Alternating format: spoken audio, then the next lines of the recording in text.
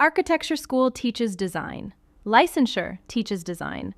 Then, the day you put your stamp on a drawing, the questions stop being about design and start being about which legal entity you signed with, whether your firm carries the right insurance, who exactly counts as your employee, and what the AIA Code of Ethics actually requires when a client asks you to look the other way. The ARE writers know that gap exists, and PcM Module 1 is where they probe it. This module is the business and legal scaffolding underneath every project, the part of practice that survives without you noticing until it doesn't. 4 reasons this module sits exactly where the exam puts it. 4 reasons this module sits at the top of PcM. First, entity choice. Sole proprietorship, general partnership, LLC, S Corp, C Corp decides whether a project lawsuit can reach your personal house and savings. That is not a tax question. That is a personal exposure question. Second, federal employment law applies the moment you have one employee. Title VII, the FLSA, the ADA, the FMLA, they reach into every architecture firm, and most firms are quietly out of compliance somewhere. Third, the AIA Code of Ethics is a 3-tier structure.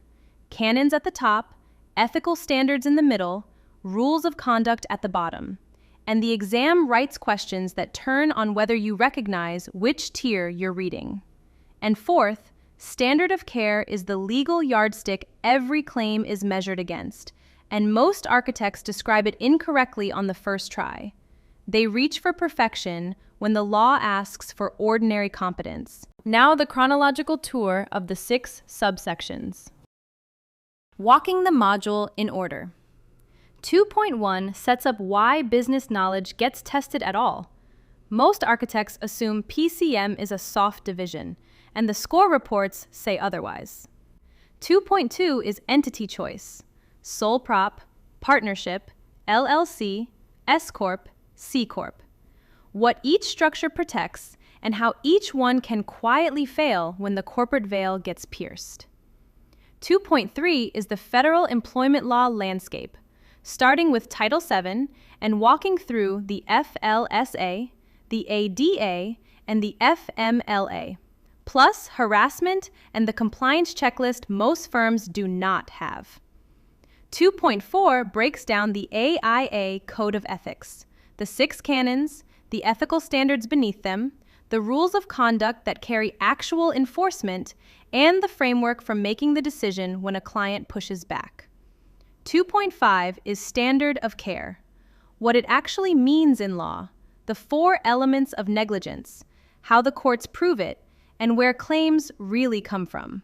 And 2.6 is insurance and risk, the 3 policies every firm needs: the claims made versus occurrence distinction, the retroactive date trap, tail coverage, defense inside the limits, and the documentation discipline that prevents claims from happening at all. One posture shift before we step into Section 2.1. 4 things to hold in mind as we go. First, an architect is a regulated business owner with personal exposure, not just a designer with a stamp, and PcM Module 1 writes its questions from that lens. Second, the right answer on this exam is almost always the one that protects the firm, the owner, and the public, in that order, through documented procedure, not through good intentions. Third, when entity choice, employment law, ethics, or insurance comes up, the exam rewards the cautious structural choice, the LLC over the sole proprietorship, the written policy over the informal practice, the tail coverage over the bare bones renewal. And fourth, where the law gives a bright line, exempt versus non-exempt under the FLSA, claims made versus occurrence on a professional liability policy, rule of conduct versus ethical standard in the code, memorize the line. The exam tests it directly. With that posture set, we step into Section 2.1. Most architects don't sit through 5 years of architecture school dreaming about LLCs and overtime laws. So why are we starting an exam prep module here before we even talk about design or codes or contracts? Because here's the truth that catches most people off guard. More architecture careers end from a business failure than from any design problem. Firms close because they ran out of cash, not because they made an ugly building. Licenses get revoked over ethics violations, not over aesthetic missteps. And personal bankruptcies trace back to an entity structure mistake, almost never to a structural engineering one. That's why NCARB leads with this material. And that's why we are too. Let me show you exactly what a business failure looks like through the public's eyes. Business failure shows up to the public in 5 distinct patterns, surfacing again and again across disciplinary records. A firm files for bankruptcy in the middle of a build, and the owner is suddenly watching a half-finished building while their construction loan keeps charging interest every month. An architect carries no professional liability insurance, and the family of someone hurt by a negligent design has nobody they can recover from. The firm gets sloppy with workplace law, and the people you employed are the ones who pay for it while the principals spend their year in depositions. Ethics violations make the front page of the local paper, and the public's trust in the entire profession takes the hit, not just yours. And even your entity structure shows up here, because if you chose the wrong one, your personal bankruptcy can drag in an unrelated client who had nothing to do with what actually went wrong.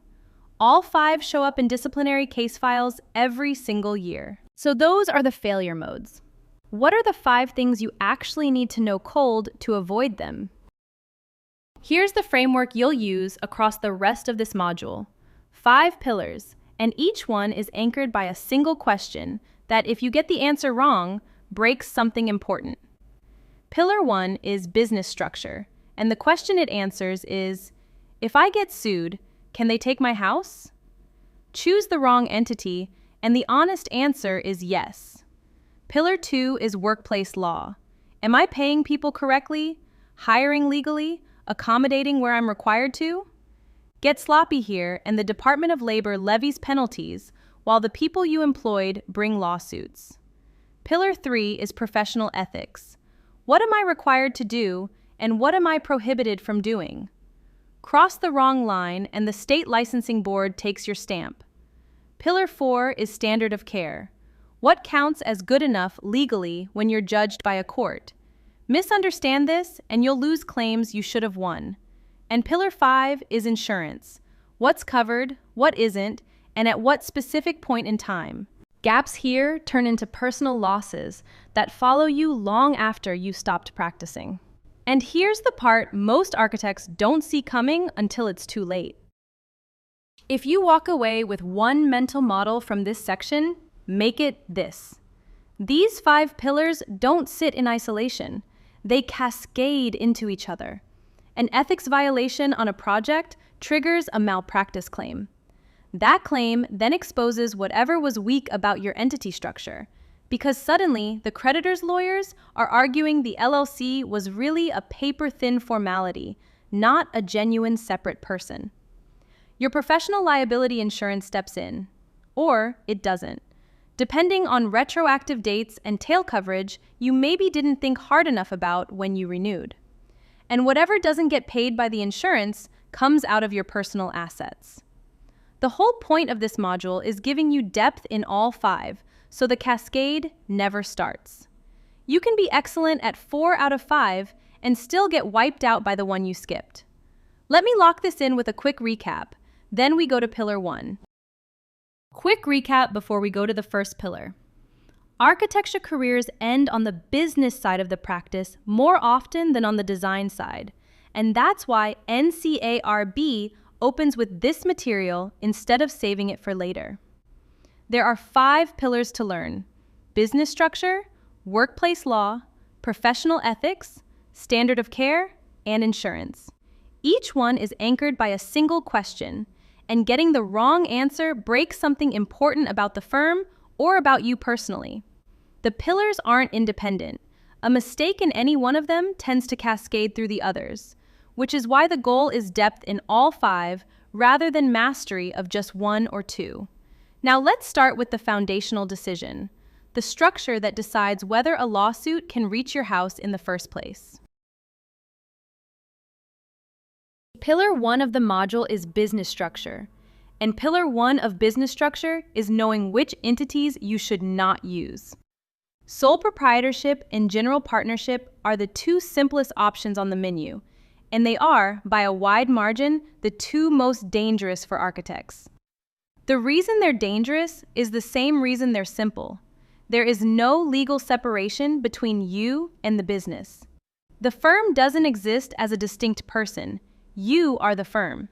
So when a client decides to sue, when an employee crashes a company van, when a partner skips out on rent, the creditor isn't constrained to whatever the business owns.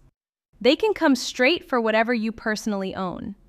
Let me show you what each structure actually looks like, side by side, before we get to the part that catches everyone off guard. Here's the side of each structure that the law cares about, not the side that goes in the marketing materials. A sole proprietorship is one person, no separate entity, profit on your personal return via Schedule C. You make every decision and you absorb every loss. A general partnership is two or more people doing the same thing, with profit reported through a K-1. Decisions and losses are shared by whatever you agreed to in the partnership document.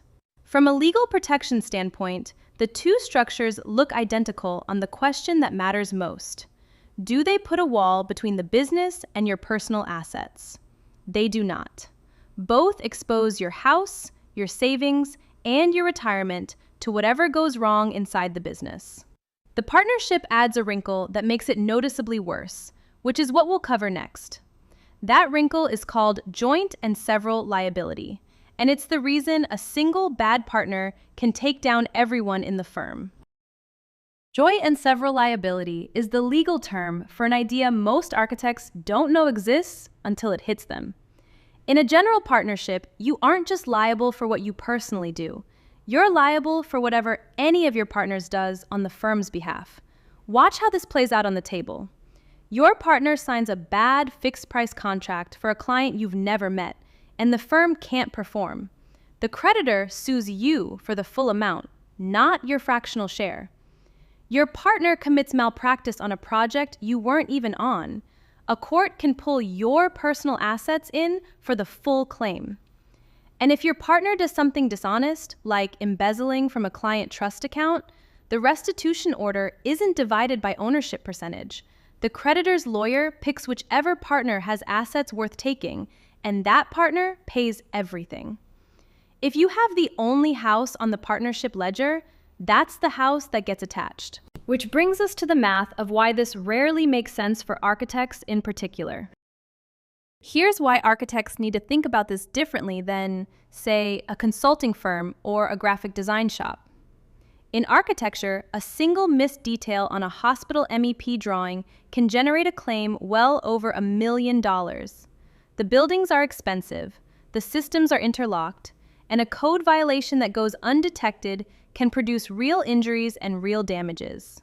So the bet you're making with a sole proprietorship or a general partnership is that across an entire career, yours plus every partner's, no client will ever bring a claim that exceeds the firm's bank balance.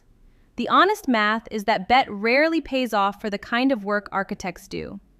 The structures only make sense for one-person practices doing low-risk residential work, and even then, most attorneys will tell you to incorporate. Quick recap, then onto the structure that fixes this, the LLC. 3 things to walk away with from this section. First, in a sole proprietorship or a general partnership, there's no legal wall between you and the business. Creditors can reach your personal assets directly when the firm can't pay. Second, partnerships add joint and several liability, which means a partner's mistake becomes your personal mistake. The full mistake, not your share of it. Third, these structures only make practical sense for one-person practices doing very low-risk work. An architectural practice is rarely low risk because the dollar value of any single claim can easily exceed everything the firm owns. The fix for all of this exists, and it's the structure that roughly 80% of architecture firms eventually move to. The LLC was invented in the 1970s for a specific purpose. It combines the liability protection of a corporation with the tax simplicity of a partnership in one structure. It's now the modern default for architecture firms. Depending on which survey you read, somewhere between 70 and 80% of practicing firms use it today. The reason it became the default is straightforward. It solves the single biggest problem with sole proprietorships and partnerships: unlimited personal liability, without dragging along the corporate baggage of mandatory boards, annual meetings, and double taxation. You file articles of organization with the state, draft an operating agreement among the members, and end up with a legally separate entity standing between you and the firm's creditors. Let me show you what that protection actually looks like in a number that comes up in real claims. Let's put the LLC through a concrete test, because abstractions don't stick. Imagine the same scenario in both structures. A client wins a $500,000 judgment against the firm. The firm only has $100,000 in its operating account. In a sole proprietorship, the creditor takes the $100,000 and then comes after you personally for the remaining $400,000. Your savings, your home equity, your retirement, all of it is fair game, because you and the firm are legally the same person. In an LLC, the creditor takes the same $100,000 from the firm, and that's where the recovery stops. The LLC is a separate legal person. Your personal assets sit on the other side of that wall, and the creditor can't reach across it. $400,000 in personal exposure just vanishes. That's not a marketing claim. That's the structural feature you're paying a few $100s in formation fees to obtain. But there's a catch most architects miss, and it's the catch that fills the malpractice insurance market. Here's the part that catches many architects, and it's the reason professional liability insurance is a separate purchase. The LLC protects you from the firm's general business obligations: rent that the firm signed, vendor invoices the firm owes, loans the firm took out. It also protects you from your partner's acts and from employee errors that happen in the ordinary scope of work.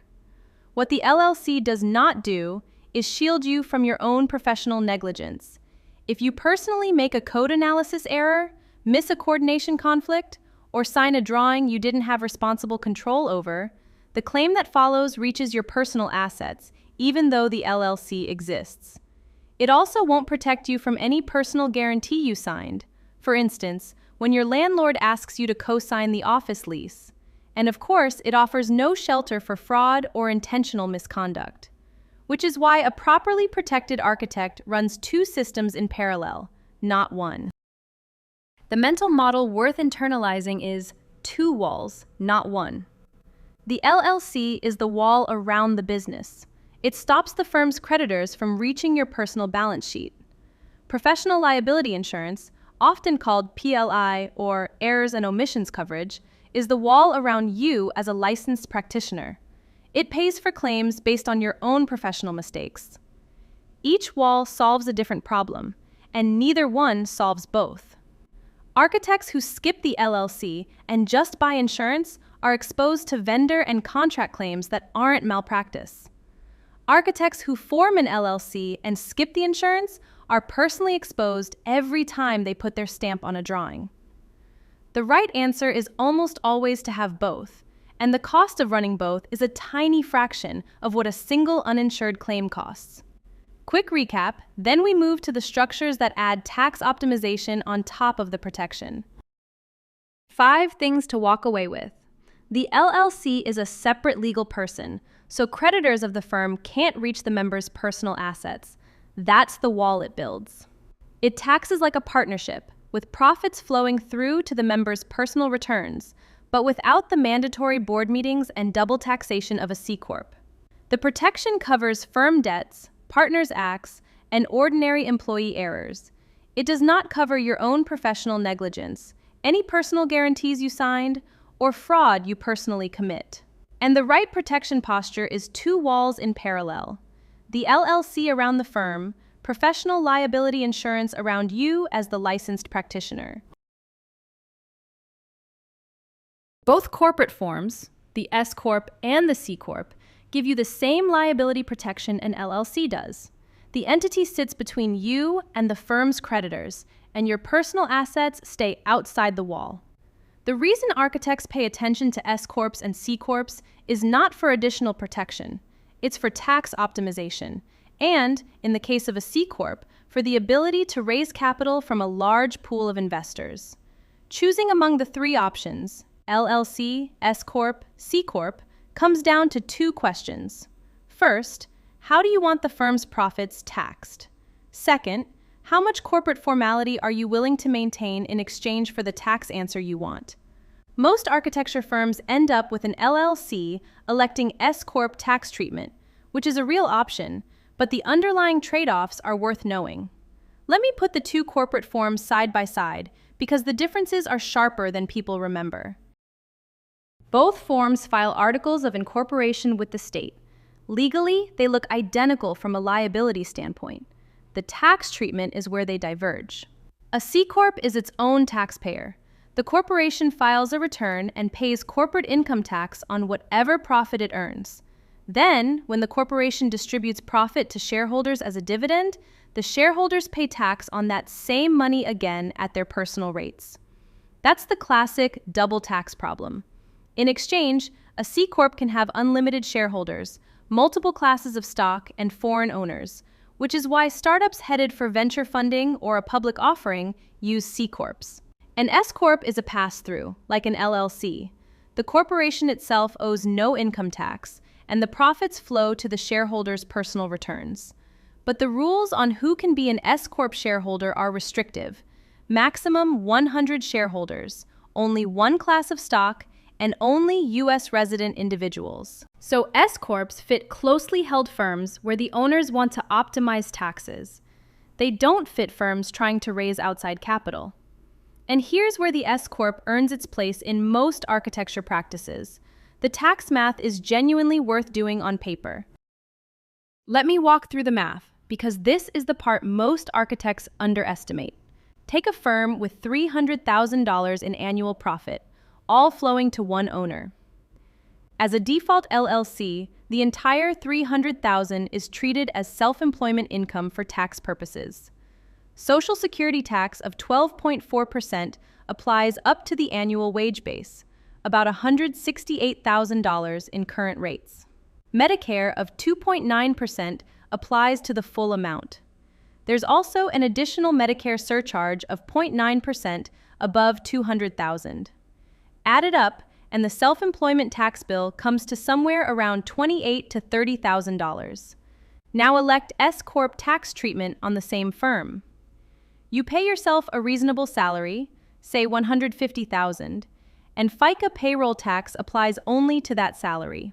The remaining $150,000 comes out to you as an owner distribution, and distributions do not owe FICA. The total payroll bill drops to roughly $22,000 to $23,000. That's a real $5,000 to $7,000 a year staying in your pocket on the same $300,000 of profit. There's one landmine in this math the IRS takes very seriously. Here's the rule that makes or breaks the S Corp election. The IRS knows perfectly well that S Corp owners want to take as little salary as possible to minimize payroll tax, and they've built case law around the abuse. The standard is that your salary must be reasonable for what you actually do in the firm and what comparable architects in your market earn. If you pay yourself $50,000 in a region where licensed architects with your responsibilities earn $150,000, the IRS will recharacterize the difference as wages and assess the back payroll tax, plus penalties and interest.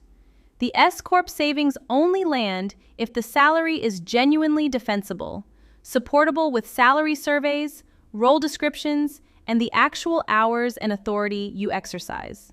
One side note, older study materials sometimes describe self-employment tax as a flat 15.3% on the full profit. That number overstates the LLC tax because the Social Security portion caps at the wage base, not infinity. The numbers we walk through reflect the actual cap. Quick recap, then on to how to keep whichever shield you choose from breaking.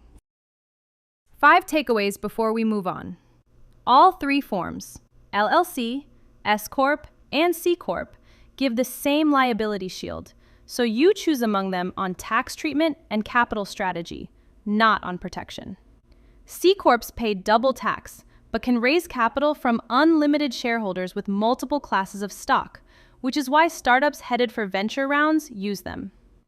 S Corps are pass-through, save payroll tax on the distribution portion of owner income, and are restricted to 100 U.S. resident shareholders with 1 class of stock. On a $300,000 profit firm, the S Corp election typically saves $5,000 to $7,000 a year compared to a default LLC. That gap widens as profit grows. And the salary you pay yourself in an S Corp must be defensible as reasonable for your role and market, because the IRS will recharacterize an artificially low salary as wages and backcharge the tax. Forming an LLC is the easy part. You file articles of organization with the state, you draft an operating agreement, you pay a few $100s, and on paper, you have a separate legal person standing between you and the firm's creditors. The hard part is behaving like an LLC every day after you form it. Courts have a doctrine called piercing the corporate veil, and what it means in practice is this. If you treat the entity like a paper-thin formality instead of a real separate person, the court can disregard the wall when a claim comes through and reach your personal assets anyway. The shield you paid for evaporates. And it almost never evaporates because of one big mistake. It evaporates because of a slow pattern of small ones. Let me show you the patterns that destroy the protection in the order they tend to compound. These are the 5 behaviors that show up most often in piercing cases. Paying personal expenses out of the business account, even for small things, suggests to a court that you and the entity aren't really separate. Skipping the operating agreement or never drafting one removes the paper trail that proves you set up a real entity in the first place. Never holding meetings or documenting decisions makes the entity look like a fiction that exists only on the filing certificate. Undercapitalizing the business, running on shoestring cash relative to the size of the obligations the firm takes on, reads to a court as, this entity was never funded to handle the kinds of claims that were obviously coming. And signing contracts in your own name instead of the entity's name binds you personally even when you intended to act for the firm. Each one of these on its own might not pierce the veil. The pattern of 2 or 3 together is what does. The single most common pattern is one specific version of mistake number 1, and it's worth walking through how it actually unfolds. This sequence is the most common way the veil actually pierces in practice. It starts with a small, well-intentioned shortcut. A dental bill, a kid's tuition payment, a car repair, and the business account is easier to reach than your personal account. You tell yourself you'll reimburse the firm next month, but next month is busy, and the reimbursement never quite happens. The transaction sits in the firm's ledger looking like a normal business expense, and a few weeks later, it happens again. It keeps happening because pulling from the business account is faster than running a payroll cycle. Your bookkeeper flags it once and then stops flagging it because nothing ever changes. A claim eventually hits the firm. Could be malpractice, could be a contract dispute. The plaintiff's attorney subpoenas the firm's bank records as part of routine discovery and finds dozens of personal transactions mixed in with business ones across multiple years. The argument writes itself. The members treated this entity as their personal checking account, so the court should treat it that way too. The veil pierces, personal assets get attached, and the LLC you formed years ago provides exactly 0 protection. Which is why the discipline that prevents this is mechanical, not aspirational.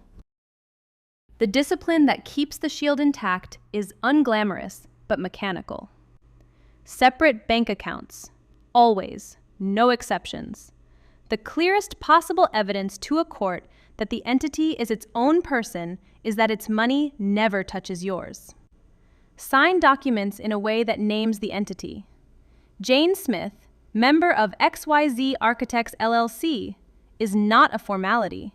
It shows you were acting on the entity's behalf, not personally, and a court reading the signature line months later will see that.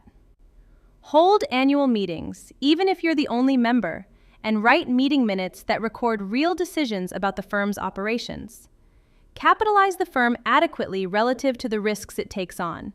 Running $1 million project portfolio with $5,000 in the operating account is a red flag a plaintiff's attorney will exploit. And keep the operating agreement signed, dated, and on file, because that document is the entity's birth certificate. None of this is hard. The architects who lose the shield almost always lose it because they got sloppy on one of these 5 items over years. Quick recap, and then we leave Pillar 1 for Pillar 2, Workplace Law. 5 things to walk away with from this section.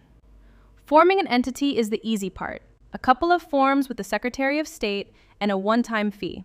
Behaving like an entity day after day is the actual work, and it's what determines whether the shield holds when a claim arrives. Courts pierce the veil when the entity looks like a paper fiction instead of a real separate person. And the most common version of that fiction is commingling, personal expenses flowing through the business account over years. The disciplines that prevent piercing are mechanical, separate bank accounts, sign documents on the entity's behalf, keep annual meeting minutes, capitalize the firm adequately, and keep the operating agreement on file. Do those 5 things consistently, and the entity acts like the separate person it's supposed to be, which is the entire point of forming it. Pillar 2 is workplace law, and it's the area where you'll get caught most often if you assume a small firm is too small for federal labor law to apply. Most architects make that assumption, and it's wrong more often than right. A single misclassification case, paying someone as a contractor who legally should have been an employee, can cost an architecture firm $250,000 in back wages, payroll taxes, penalties, and attorney fees by the time it settles. A single harassment lawsuit can shatter a firm's reputation in the local market for years. And unlike most professional liability claims, these costs come out of your pocket. Your PLI doesn't cover them. Your general liability doesn't cover them. Employment practices liability insurance exists as a separate product for a reason. The federal framework is actually compact. 4 laws that cover almost everything that matters, each one with a specific threshold for when it applies. Here are the 4 laws, the rights they protect, and the firm size numbers that decide whether each one reaches your practice. Title VII is the cornerstone of federal anti-discrimination law in the workplace.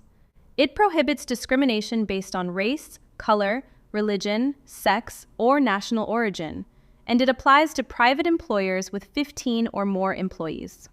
The ADA, the Americans with Disabilities Act, under Title I, prohibits discrimination against qualified individuals with disabilities and requires employers to provide reasonable accommodation when it doesn't impose an undue hardship. Same threshold as Title VII, 15 or more. The ADEA, the Age Discrimination in Employment Act, protects workers age 40 and older from discrimination in hiring, firing, promotion, and pay. The threshold steps up to 20 or more employees. And the FMLA, Family and Medical Leave Act, gives eligible employees up to 12 weeks of unpaid, job-protected leave for the birth of a child, a serious health condition in the family, and similar qualifying reasons. FMLA reaches the largest band of firms, 50 or more employees, measured within a 75-mile radius of the worksite. The threshold variation is what trips most architects, because the same firm might be covered by Title VII and the ADA while still being under the ADEA and the FMLA.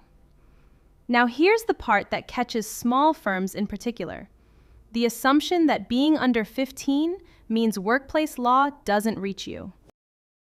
A 12-person architecture firm is below the Title VII threshold, below the ADA threshold, below ADEA, and below FMLA. It's tempting to read that as federal labor law doesn't apply to us. That reading misses two things. The first is the Fair Labor Standards Act, FLSA, which sets minimum wage, overtime, and record-keeping rules and applies to virtually every employer regardless of size.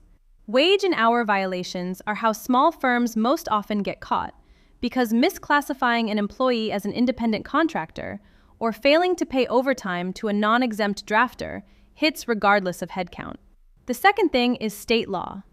Most states have their own discrimination statutes with much lower thresholds. California's FEHA covers employers with 5 or more employees. New York covers 4. Several states reach down to 1. So a 12-person firm in California is below the federal Title VII threshold, but firmly inside the FEHA. The same employee with the same complaint gets there through state court instead of federal. The honest read is that workplace law applies in some form to essentially every firm, and the size only changes which laws and which courts. There's a 4-number sequence that locks all of this in for the exam, and it's worth memorizing as one chunk.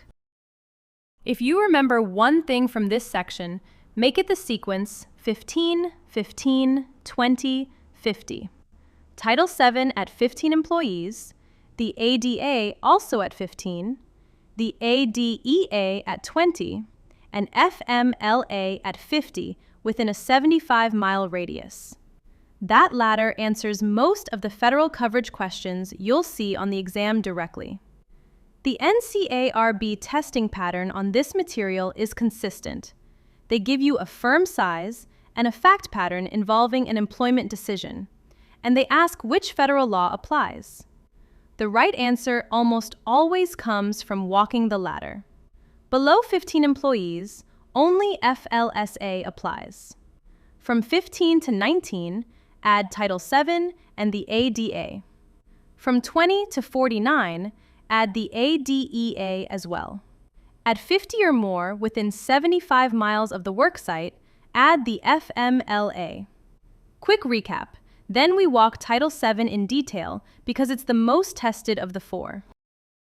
5 takeaways from Pillar 2's opening section.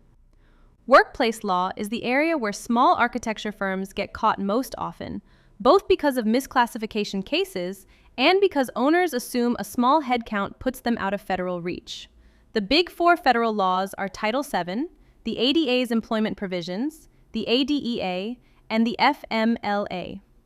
The thresholds to memorize as one chunk are 15, 15, 20, and 50, the sequence that answers most coverage questions on the exam directly. Below the federal thresholds, state law usually still reaches. California, New York, and many other states have their own discrimination statutes with much lower employee counts. And the Fair Labor Standards Act covers wage and hour for essentially every employer regardless of size, which is why misclassifying someone as a contractor is the single most common workplace law mistake a small firm makes. Title VII is the cornerstone of federal anti-discrimination law in the workplace, and it's the most tested of the big 4 on the exam. It's also the statute most likely to produce a lawsuit against an architecture firm, because the threshold is 15 employees and the damages can reach hundreds of thousands of dollars per claim. Understanding it cold means understanding most of the discrimination doctrine you'll see across the rest of this section. There are 2 structural pieces to know. The first is who Title VII protects, 5 categories of people, and the Supreme Court has steadily expanded what counts as each one. The second is what kinds of discrimination claim Title VII recognizes. 4 distinct theories, each with its own evidentiary structure. And on top of those 2 pieces sits the single biggest trap in employment defense work: retaliation. Even when the underlying discrimination claim fails, retaliation can carry the case on its own. Let me walk you through each piece. Start with the 5 categories of people Title VII protects, and the recent expansions you need to know about. 5 categories of people are protected from discrimination under Title VII. Race covers more than skin color in the way most people think about it. Recent EEOC guidance specifically includes hair texture and protective hairstyles as part of race discrimination, which the CROW Act movement has been pushing into state law for several years. Color is treated as distinct from race. Complexion-based discrimination can happen within the same race. Religion requires affirmative accommodation by the employer unless doing so creates undue hardship. Sex was the headline expansion of the last decade. Bostock versus Clayton County in 2020 held that sex includes sexual orientation and gender identity, which means firing an employee for being gay or transgender is sex discrimination under Title VII. National origin covers country of origin, ancestry, and accent. English-only workplace policies are scrutinized closely and require a genuine business necessity to survive. Once you know who's protected, the next piece is what kinds of claim Title VII recognizes. 4 distinct theories of liability, each with its own proof structure. Disparate treatment is what most people mean when they say discrimination. Intentional, individual-level differential treatment based on a protected class. The classic exam stem is a manager saying out loud that he won't hire women for site work. Disparate impact is subtler, a facially neutral policy that disproportionately screens out a protected class without business justification. A height minimum that systematically excludes women and Asian applicants is the textbook example. Harassment is severe or pervasive, unwelcome conduct based on protected class. Racial jokes, religious ridicule, sexual comments. And we'll deal with the hostile work environment doctrine in detail in a later section. The 4th theory, retaliation, is what catches more employers than the underlying claim. Adverse action against an employee for having complained, even when the underlying complaint had no merit. And that's the trap most architects don't see coming until they're already in it. Retaliation is now the single most filed charge with the EEOC, year after year. Here's the part that catches employers.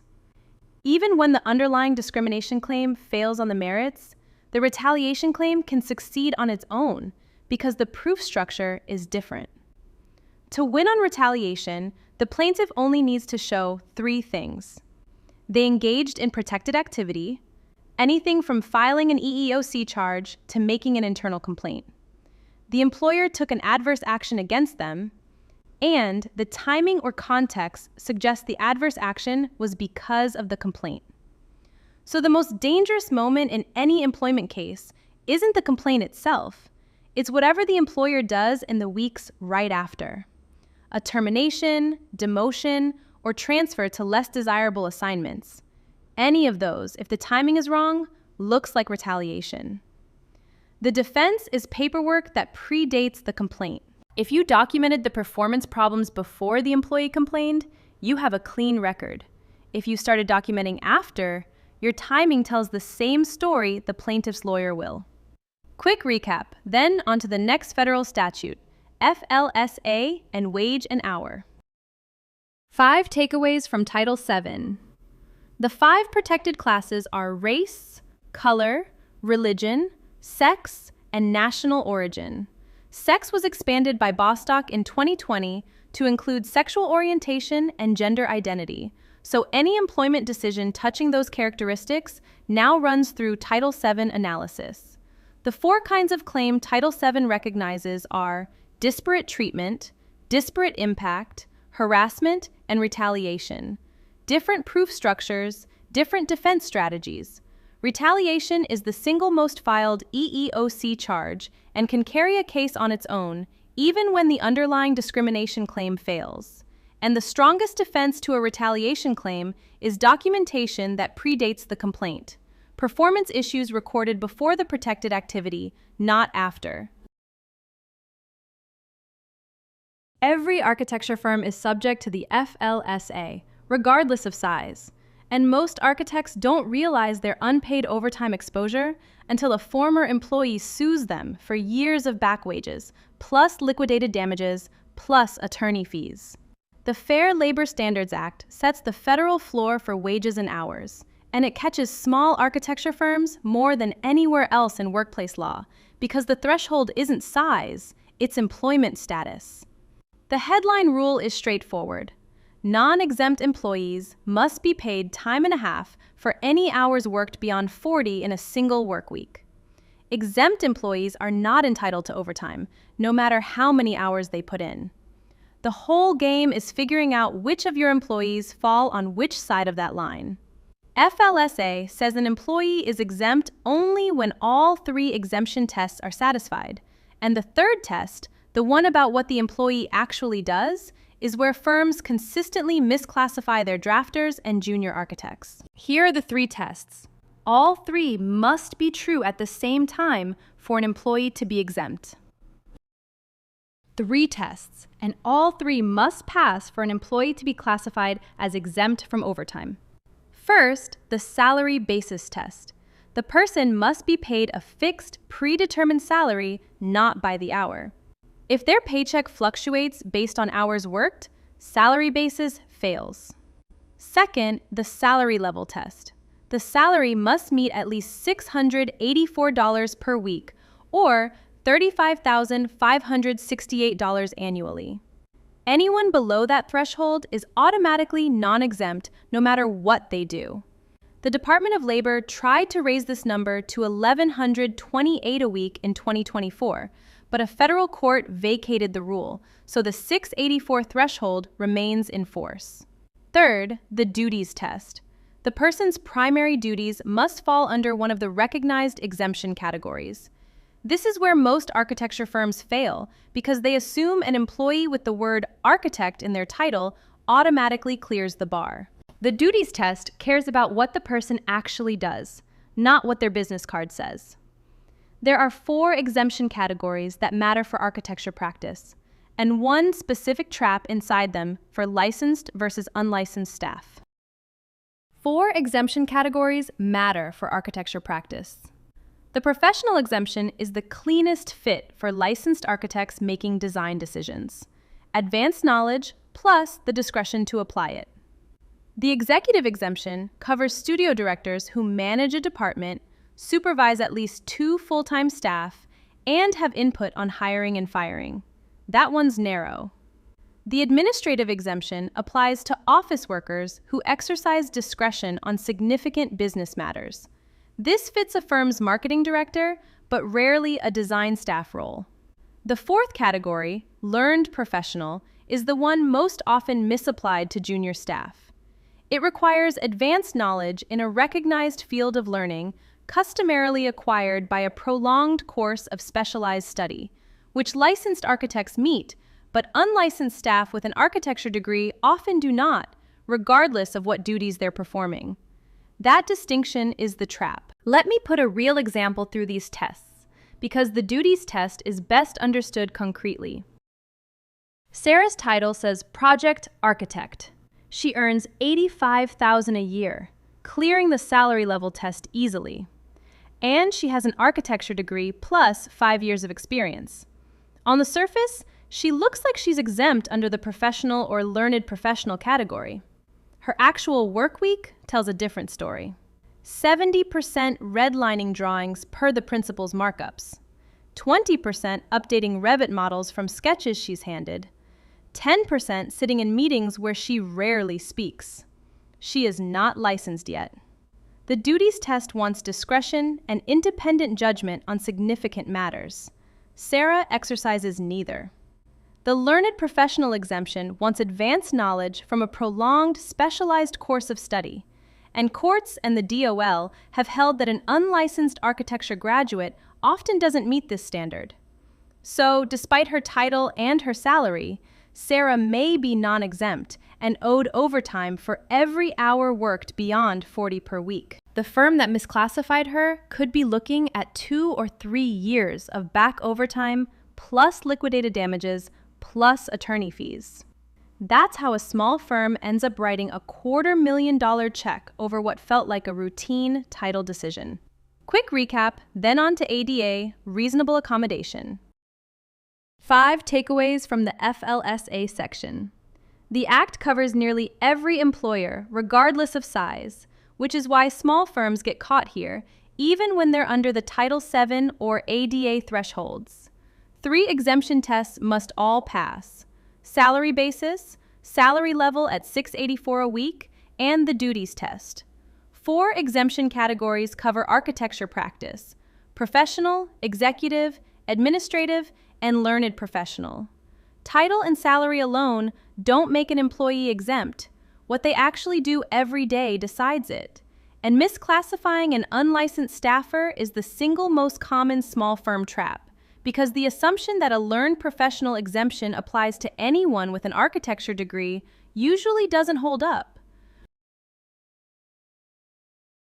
If you employ 15 or more people, the ADA's Title I applies to you, and you owe qualified individuals with disabilities reasonable accommodation unless doing so causes undue hardship. Those 2 terms, reasonable and undue hardship, sound vague, but the courts have given them specific meanings, and accommodation cases almost always turn on whether the employer engaged in a good faith conversation with the employee. The phrase the courts use is the interactive process. Employers who run that process well rarely lose ADA cases, even when they ultimately can't accommodate. Employers who refuse to have the conversation usually lose because the refusal itself is treated as a failure to accommodate. Start with the legal definition that gates everything: qualified individual. A qualified individual is someone who can perform the essential functions of the job, with or without reasonable accommodation. Every word in that definition matters. Essential functions are the core duties the job exists to perform. For a drafter, producing accurate construction documents. Marginal functions are tasks that happen sometimes, but aren't what the job is fundamentally about.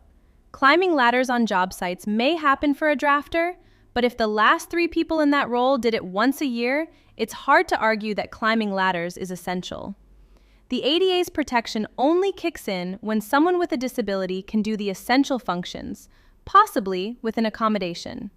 Someone who genuinely cannot perform the essential functions, even with accommodation, isn't a qualified individual under the statute, and the ADA's accommodation duties don't apply. Once you know who's protected, you need to know what counts as accommodation and what counts as undue hardship.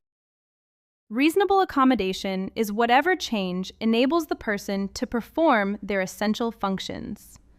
A modified desk for someone with a back injury, screen reader software for a low-vision employee, flexible hours that line up with the dialysis schedule, additional leave time after a surgery, all of those are routine examples.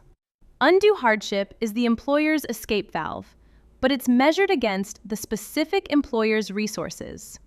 What's an undue hardship for a 5-person firm running on thin margins isn't necessarily one for a 500-person firm with deep reserves. Essential functions are the core duties the job exists to perform.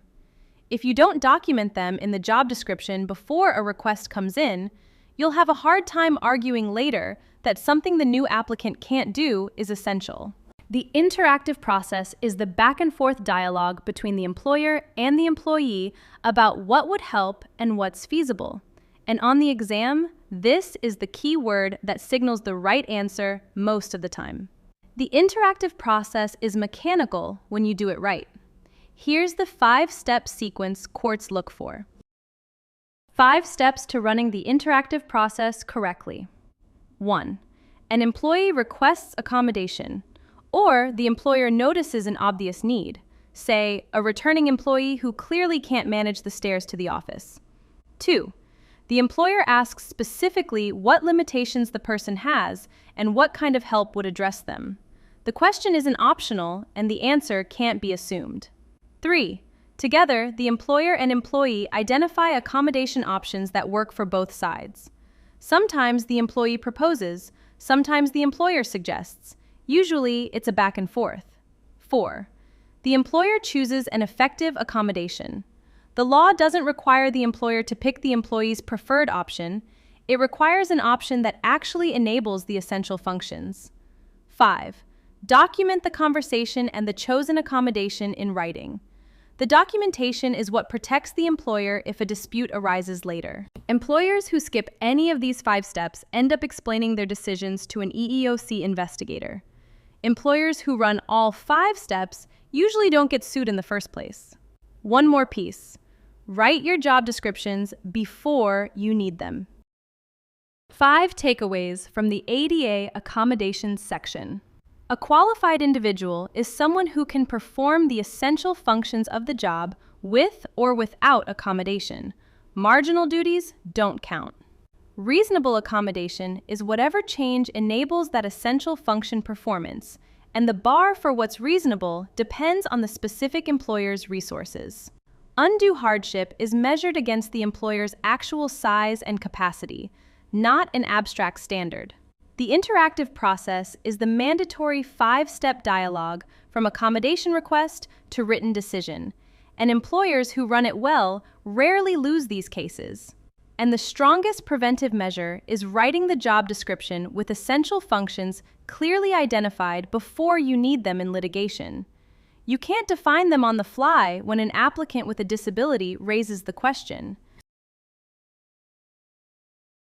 Every architect who hires a 50th employee triggers FMLA coverage automatically, and the Act terrifies small architecture firms because losing a senior project architect for 12 weeks in the middle of a project schedule is genuinely disruptive.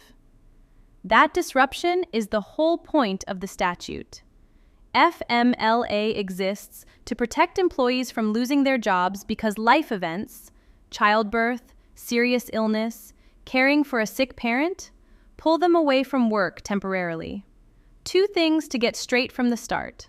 First, FMLA leave is unpaid. The protection it offers is job security, not income replacement. Employers can layer paid leave policies on top, and many state programs now require paid family leave, but the federal statute itself doesn't. Second, employers can't punish employees for taking it. Most FMLA litigation isn't about denying leave outright. It's about subtle retaliation when the employee returns. Start with the structural numbers: who's covered, how much leave, and what the eligibility threshold is. The structural numbers are worth memorizing as a unit. Coverage threshold. FMLA applies to private employers with 50 or more employees, measured within a 75-mile radius of the worksite. The 75-mile rule matters for distributed firms. A 30-person studio in one city and a 25-person studio in another city aren't combined for FMLA unless they're within 75 miles. Employee eligibility. Even at a covered employer, an individual employee qualifies only after 12 months of employment and at least 1,250 hours worked in the past 12 months. That's roughly the equivalent of 3/4 time. Leave amount. Up to 12 weeks per 12-month period. The leave is unpaid at the federal level. Several states now require paid family leave through state programs, but those are separate statutes. And job protection means the employer must return the employee to the same job or an equivalent job with the same pay and benefits. A different desk in the same role is fine. A demotion is not. Now, what counts as a qualifying reason for FMLA leave?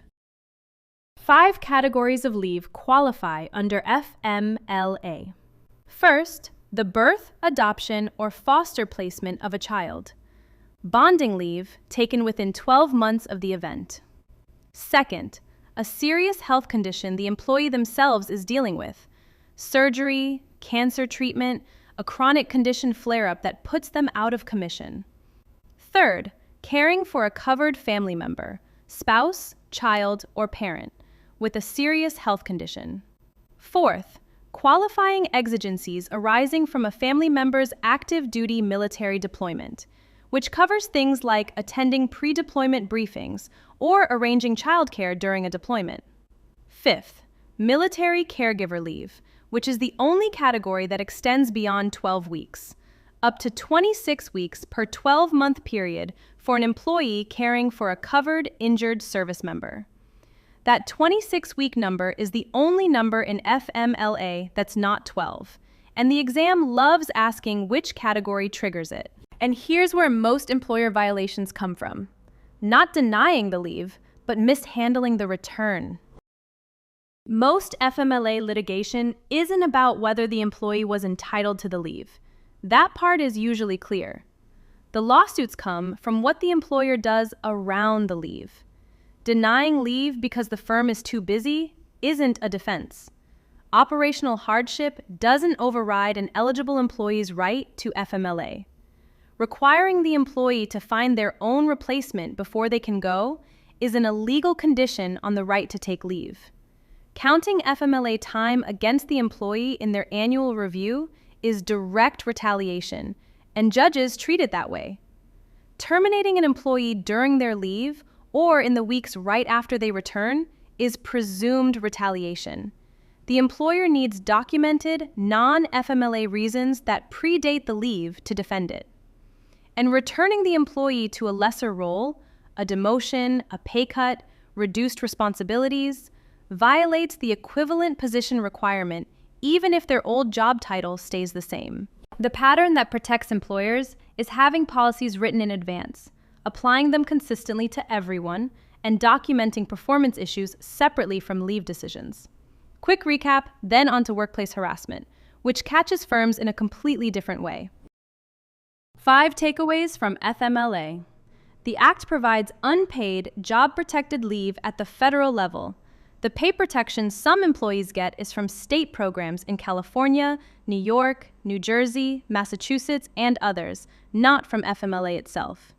Coverage applies to private employers with 50 or more employees within 75 miles of the worksite. Individual employee eligibility requires 12 months on the payroll and at least 1,250 hours worked in the past year. The leave amount is 12 weeks per 12-month period for most qualifying reasons. The exception is military caregiver leave, which extends to 26 weeks. And the most common FMLA violation isn't denying leave outright. It's mishandling the employee's return through retaliation, demotion, or holding the leave against them in reviews. Every architect manages people, formally as partners, informally as project leads, and you are personally exposed when a harassment claim lands. Workplace harassment lawsuits have ended architecture firms, not through massive jury verdicts, but through reputational damage, partner departures, and key employee turnover in the year after a complaint surfaces.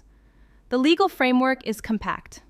There are 2 recognized types of sexual harassment, each with a different liability rule, and there's one specific affirmative defense for one of them, the Ellerth-Faragher defense from the Supreme Court, that turns having a real anti-harassment policy and training program into legal protection rather than just moral hygiene. Firms that invest in the defense save themselves from claims they would otherwise lose. Firms that skip it discover that good intentions don't survive depositions. Start with the 2 types side by side, because the liability rules diverge immediately. Quid pro quo harassment, on the left, is what happens when a job benefit gets explicitly or implicitly conditioned on submission to sexual conduct. The classic stem is a supervisor telling a subordinate that her promotion depends on going to dinner with him. The legal rule is strict liability for the employer. No affirmative defense is available. One incident is enough to establish liability if the supervisor in question had authority over the affected employee. Hostile environment harassment, on the right, is severe or pervasive, unwelcome conduct based on a protected class. The lewd comments, the jokes, the unwanted touching, the pattern of behavior that makes the workplace genuinely toxic. The liability rule for hostile environment is different. The employer may have an affirmative defense if it can prove it acted reasonably to prevent and correct harassment, and the victim unreasonably failed to use available complaint procedures. That defense is the Ellerth-Faragher framework, and it's the structural reason firms invest in harassment policies and training. Now, what makes conduct rise to hostile environment territory in the first place? The factor list courts use. Not every offensive comment in a workplace rises to hostile environment harassment. Courts use a multi-factor analysis from Harris v. Forklift Systems to decide. Severity asks how bad each incident was on its own. A single explicit assault can be severe enough to establish liability, while a single tasteless joke usually isn't. Frequency asks how often the conduct happened. The difference between one bad moment and a pattern that runs over months matters legally. Physical threat asks whether the conduct involved touching, blocking, or other physical components, which courts treat more seriously than verbal-only conduct. Humiliation asks whether the conduct demeaned the victim, especially publicly. Work interference asks whether the conduct affected the victim's ability to do their job. Were they avoiding the office, declining assignments, leaving meetings to escape? And context asks about the broader workplace environment. A construction site studio with a long history of sexualized banter can produce a hostile environment from conduct that wouldn't reach that bar in a button-down office. And the affirmative defense the Supreme Court created? 3 elements, all required. 3 elements, all of which the employer must prove. First, prevention. The employer had a reasonable anti-harassment policy in place and provided training that employees actually received. The policy alone isn't enough. Courts want evidence of training, sign-offs, refreshers. Second, correction. When the employer became aware of harassing conduct, it took prompt corrective action. The action has to be reasonably calculated to stop the conduct, not just an internal email. Third, the victim's failure. The victim unreasonably failed to use the employer's complaint procedure. This element is what makes the defense real. It's not enough that the employer had a policy if a victim genuinely tried to use it and was ignored. One critical limit. The Ellerth-Farragher defense doesn't apply when the harasser is a supervisor with authority over the victim and the harassment culminates in a tangible employment action like firing, demotion, or undesirable reassignment. In that scenario, the employer is strictly liable, just like quid pro quo. Quick recap, then we close Pillar 2 with the compliance checklist. 5 takeaways from harassment. 2 types of sexual harassment under Title VII with very different liability rules: quid pro quo and hostile environment. Quid pro quo is a job benefit conditioned on submission to sexual conduct. The employer is strictly liable and no affirmative defense is available. Hostile environment is severe or pervasive unwelcome conduct based on protected class, judged against the reasonable person standard. The Ellerth-Farragher affirmative defense requires the employer to prove 3 elements together: prevention, correction, and the victim's unreasonable failure to use the complaint procedure. And that defense doesn't apply at all when a supervisor harasses someone and the harassment ends in a tangible employment action like firing or demotion. In that scenario, the employer is strictly liable. Pillar 2 closes with the compliance checklist, the unglamorous discipline that, when you do it right, prevents most workplace law claims from being filed in the first place. The pattern that produces most employment lawsuits isn't a single dramatic incident. It's inconsistent application of policies over years. One employee disciplined for tardiness while another isn't. One FMLA request granted while a similar one is denied. One interview script for male candidates and a different one for female candidates. Discrimination claims don't usually arise from explicit hostility. They arise from inconsistency that a plaintiff's lawyer can document. The firms that avoid these claims have systems, written policies, consistent enforcement, and documentation. They don't rely on good intentions. Start with the documents every firm needs in place before anyone walks in the door. 6 categories of documentation every firm needs to have in place. Written job descriptions define the essential functions of each role and the qualifications required. These matter for ADA accommodation analysis, for FLSA exemption decisions, and for defending hiring choices. The employee handbook captures the firm's policies on harassment, discrimination, leave, Accommodation, and Discipline. It's the document that establishes the prevention element of the Ellerth-Faragher defense. Offer letters formalize the terms of employment, including at-will status. Performance reviews, done at least annually, build the documentary record that supports any later discipline or termination. Without them, you're explaining a termination from memory under oath. I-9 forms verify employment eligibility within 3 days of hire and are subject to ICE audits separate from workplace law concerns. And time records for non-exempt employees are what prove the firm paid overtime correctly when the DOL comes asking. Plus, there are specific posters and notices federal law actually requires you to display in the workplace. Federal law requires specific posters and notices to be displayed where employees can see them, usually a workplace bulletin board, though for remote workforces, digital accessibility is now generally accepted. The EEOC Know Your Rights poster covers Title VII, the ADA, the ADEA, and related federal anti-discrimination statutes. It has to be in plain view. The FMLA notice is required for covered employers, anyone with 50 or more employees within 75 miles. The FLSA minimum wage and overtime poster is required for nearly every employer regardless of size. The OSHA workplace safety poster is required regardless of industry. And yes, an architecture office counts. And the Licensura notice is required for any employer with reservist or veteran employees, which means almost every firm of any size. Most of these are downloadable from the DOL or EEOC websites for free. Failure to post them isn't usually the headline violation in a lawsuit, but it's an avoidable embarrassment when the inspector arrives. The actual claim risk comes from the firm's behavior, specifically the inconsistency pattern.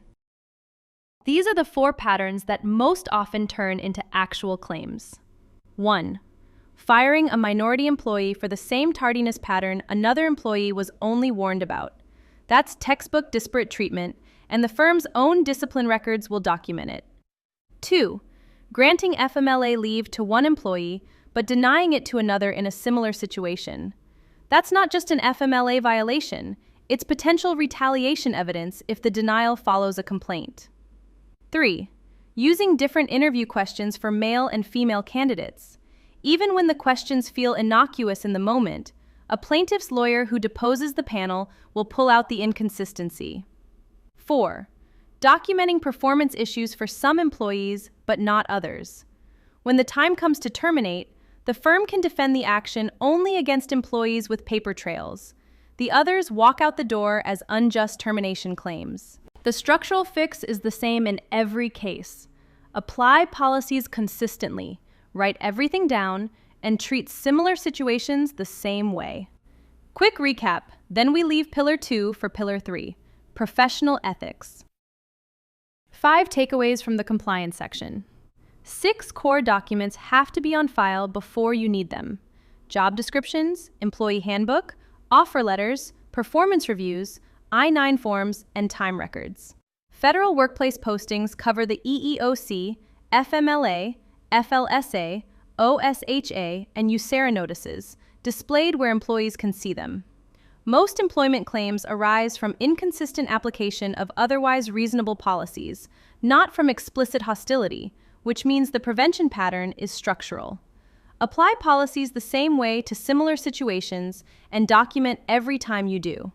And the durable lesson is that boring paperwork beats good intentions in employment court. The firms with systems win the cases, the firms without systems lose.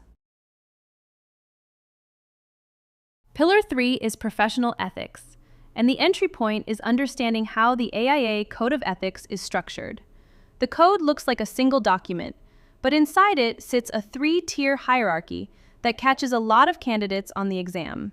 At the top are 6 broad canons that state the profession's general obligations. Beneath each canon sit several ethical standards, which spell out the goals the canon points toward. And beneath the ethical standards sit rules of conduct, which state specific mandatory requirements that members must follow. 3 tiers, but only one of them is enforceable. Violating a rule can get your AIA membership revoked. Violating an ethical standard or falling short of a canon is disappointing but produces no disciplinary action. The exam tests this distinction directly, and the language inside the code tells you which tier you're in. Here are the 3 tiers side by side, with the enforceability column you actually need to remember. Top tier, the canons. There are 6 of them, numbered with Roman numerals, and each one states a broad principle. General obligations, obligations to the public, obligations to the client, obligations to the profession, obligations to colleagues, obligations to the environment. The canons are aspirational. They describe what the profession aims for, not what any individual member can be disciplined for. Middle tier, the ethical standards. Under each canon sit several ethical standards that spell out specific goals the canon points toward. The language used in ethical standards is the word should. Members should do this, should pursue that. Should signals an aspiration, not an obligation. Falling short of an ethical standard isn't punishable. Bottom tier, the rules of conduct. These are the binding requirements. The language is shall or shall not. Members shall comply with the law. Members shall not knowingly violate plan stamping rules. Members shall disclose conflicts of interest. Rules are the only tier that, when violated, produces actual discipline from the AIA Ethics Council. The single word that tells you which tier you're in is small, but it decides everything. 2 words, 2 very different legal effects. Should is the language of the canons and the ethical standards. It states an aspiration, what the profession at its best looks like, with examples like members should serve their clients competently or advance their professional knowledge. Falling short of a should is disappointing, but produces no disciplinary action. There's nothing for the Ethics Council to enforce. Shall, on the other hand, is the language of the rules of conduct. It states mandatory requirements. Members shall not knowingly violate the law, shall not sign documents prepared outside their responsible control, shall disclose conflicts of interest in writing. When a passage says shall, it is enforceable, and violation can get your AIA membership revoked. On the exam, the single most reliable shortcut for ethics questions is to read the language quoted in the question. If the operative word is should, the passage is aspirational, and the question is testing your understanding that it's not actionable. If the word is shall, the passage is a rule, and violation is the answer the exam wants. Which leads to the operating principle that resolves most exam ethics questions. If you remember one thing from this section, make it this. Only the rules of conduct tier, the tier whose language is shall, can produce actual discipline from the AIA Ethics Council. Canons and ethical standards are aspirational. Violating them is between the architect and their conscience, not the Ethics Council. On the exam, if you see a question phrased as which behavior would be a violation under the AIA code, the right answer almost always traces to a specific rule that uses shall. The wrong answers usually trace to a canon or an ethical standard, which sound stern but aren't enforceable. The same architect who falls short of Canon 3 by accepting a client whose project doesn't excite them isn't going to be disciplined for it. The architect who signs a drawing they didn't have responsible control over violates Rule 4.102 and faces sanctions. The line between those 2 cases is a single word. Quick recap, then we walk the 6 canons individually. 5 takeaways. The AIA code is structured in 3 tiers: canons, ethical standards, and rules of conduct, in descending order of generality and ascending order of bindingness.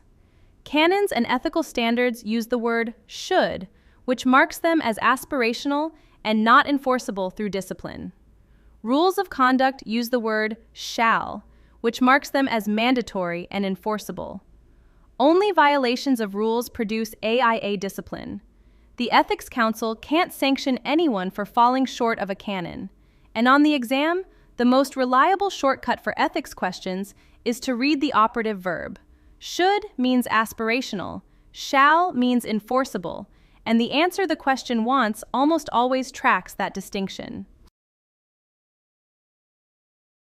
The AIA Code's 6 canons organize every ethical obligation a member has. You need to know each one cold, what it covers, and where it sits in the priority hierarchy when two canons point in different directions. The canons themselves are aspirational, as we just covered, but the exam doesn't test you on whether a canon is enforceable. It tests you on which canon applies when the facts get messy, and which canon wins when two of them collide. Most ethics questions on the ARE come down to a conflict between two competing obligations. A client wants something the public shouldn't have. A colleague asks you to do something that would harm a client. The canon hierarchy is the tool the exam expects you to use to resolve those conflicts. Here are the 6 canons in order with the obligations they cover. 6 canons, each numbered with a Roman numeral. Canon 1 is general obligations. Maintain your competence, stay current with the field, understand the impact of your work. Canon 2 is obligations to the public. Protect health, safety, and welfare. Comply with the law. Take civic responsibility seriously. Canon 3 is obligations to the client. Be competent for the specific project. Handle conflicts of interest properly. Maintain confidentiality. Canon 4 is obligations to the profession. Be honest. Don't bring the profession into disrepute. Mentor others coming up behind you. Canon 5 is obligations to colleagues. Deal fairly with other professionals. Recognize their contributions. Treat them with respect. And Canon 6 is obligations to the environment. Design sustainably. Conserve resources. Notice the structure. The canons run from broadest scope, the public, the profession as a whole, inward to specific parties, the client, your colleagues, and outward again to the planet. When two canons conflict on a specific fact pattern, there's a priority order, and the exam tests it directly. When two canons point in different directions on the same fact pattern, there's a priority order to use. First and highest, public welfare.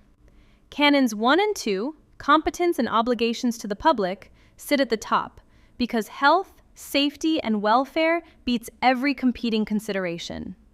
A client who wants to skip required fire exits to save money loses to your obligation to the public. You refuse.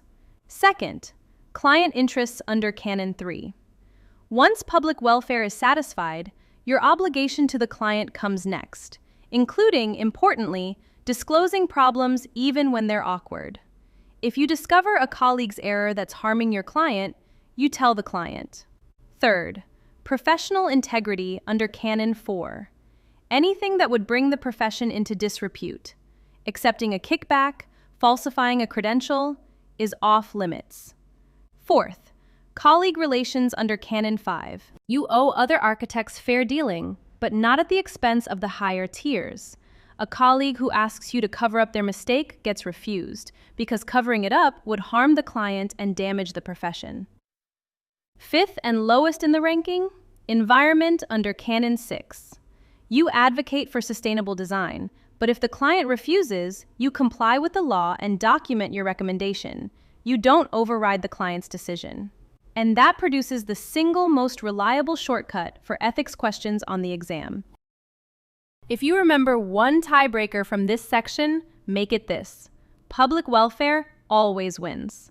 When a question pits public health, safety, or welfare against any other party, the client, a colleague, your firm's profit, your relationship with a contractor, the obligation to the public takes priority every time. It's not a soft preference. It's the consistent operating rule of AIA ethics enforcement. So when you read an exam stem and the facts include something like, a client wants the architect to certify an installation that doesn't meet code, or a developer is pressuring the design team to skip an accessibility detail, your answer pattern is locked in before you read the options. The architect refuses, documents, and acts in the public interest. Every option that has the architect quietly accommodating the request to keep the client happy is wrong, no matter how reasonable it sounds. Quick recap, then on to the specific rules. The ones that, when violated, actually trigger discipline. 5 takeaways from the 6 canons. The canons cover 6 categories of obligation: general competence, obligations to the public, obligations to the client, obligations to the profession, obligations to colleagues, and obligations to the environment. When 2 of these conflict, the priority order is public first, then client, then profession, then colleagues, then environment. Public welfare always wins. It's the single most reliable resolution rule across AIA ethics enforcement and exam testing. The canons themselves are aspirational. What produces discipline is violating the rules of conduct that sit beneath them. And the exam shortcut is to identify which parties are affected by the fact pattern, then walk the hierarchy from public downward. There are many rules of conduct in the AIA Code, but 3 of them dominate the exam, and violating any of them can lead to suspension or revocation of your AIA membership. Rule 2.101 says members shall not knowingly violate the law. Straightforward in concept, sometimes harder in practice when a client is pressuring you. Rule 3.201 addresses conflicts of interest. Members shall not accept work where they have a financial or other conflict without disclosing it to the client. And Rule 4.102 is the plan stamping rule. Members shall not sign or seal documents that weren't prepared under their responsible control. The third one carries the heaviest weight on the exam because responsible control is a specific legal term with a specific meaning that candidates often miss. Let's start with the 3 rules side by side because they each test a different ethical dimension. Rule 2.101 is the law compliance rule. Members shall not knowingly violate the law. The exam usually tests it with the client pressure stem. A developer asks the architect to certify something the architect knows doesn't meet code, and the right answer is always refusal plus documentation. Rule 3.201 is the conflict of interest rule. Members shall not accept work where they have a personal or financial conflict without disclosing the conflict and obtaining the client's informed consent in writing. The exam tests this with stems where the architect has a hidden financial interest in a contractor, a family relationship with a developer, or a competing client relationship. The answer is disclosure, never silence. Rule 4.102 is the responsible control rule, which governs plan stamping. It's the single most tested rule on the ARE, and the reason is that responsible control has a specific meaning that doesn't match what many architects assume. So what does responsible control actually mean? What's inside the line? What's outside? Responsible control is not the same as having looked at something. It requires direction, supervision, and substantive professional judgment over the work. Inside the line. Work by your own staff that you directed and reviewed. That's clearly responsible control. Consultant work that you specified, coordinated, and verified. Also responsible control, even though a structural engineer did the actual calculation, because you scoped their involvement, integrated their output, and bear professional judgment for the result. Delegated design elements where you set the criteria, detailed the integration, and checked the deliverable. Responsible control. Outside the line. Work by another firm that you've never substantively reviewed, even if you flipped through the drawings. Consultant work you never saw, meaning the consultant produced it independently and you didn't direct or check it. And the canonical violation, drawings dropped on your desk for stamping by someone else's firm in exchange for a fee with no meaningful professional engagement. That's plan stamping, and Rule 4.102 prohibits it. Conflicts of interest deserve their own attention because the answer pattern is consistent. Rule 3.201 is unusually forgiving in one respect. Having a conflict isn't itself unethical, but hiding it is. So the right answer to almost every conflict of interest stem on the exam is disclosure, not refusal. 4 common scenarios. Financial interest in a contractor or supplier on your project. Disclose the interest in writing and obtain consent before proceeding. Family member works for the developer or owner. Disclose the relationship and let the client decide whether to proceed. Advising two competing clients on similar projects. Disclose to both, and you may need to decline one if the conflict is structural. Serving on a board or commission reviewing your own project. Recuse yourself from that review entirely. The pattern. When you have a conflict, you don't lie low and hope nobody notices. You disclose it, document the disclosure, and let the client make an informed choice. And that choice protects you from a later challenge. Quick recap before we move to the framework for resolving ethical decisions in practice. 5 takeaways from the Big 3 rules.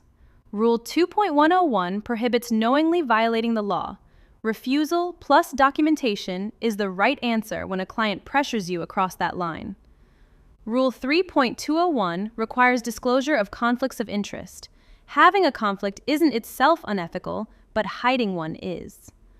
Rule 4.102 prohibits plan stamping, signing or sealing documents not prepared under your responsible control. Responsible control means direction and substantive professional judgment over the work, not just having looked at it.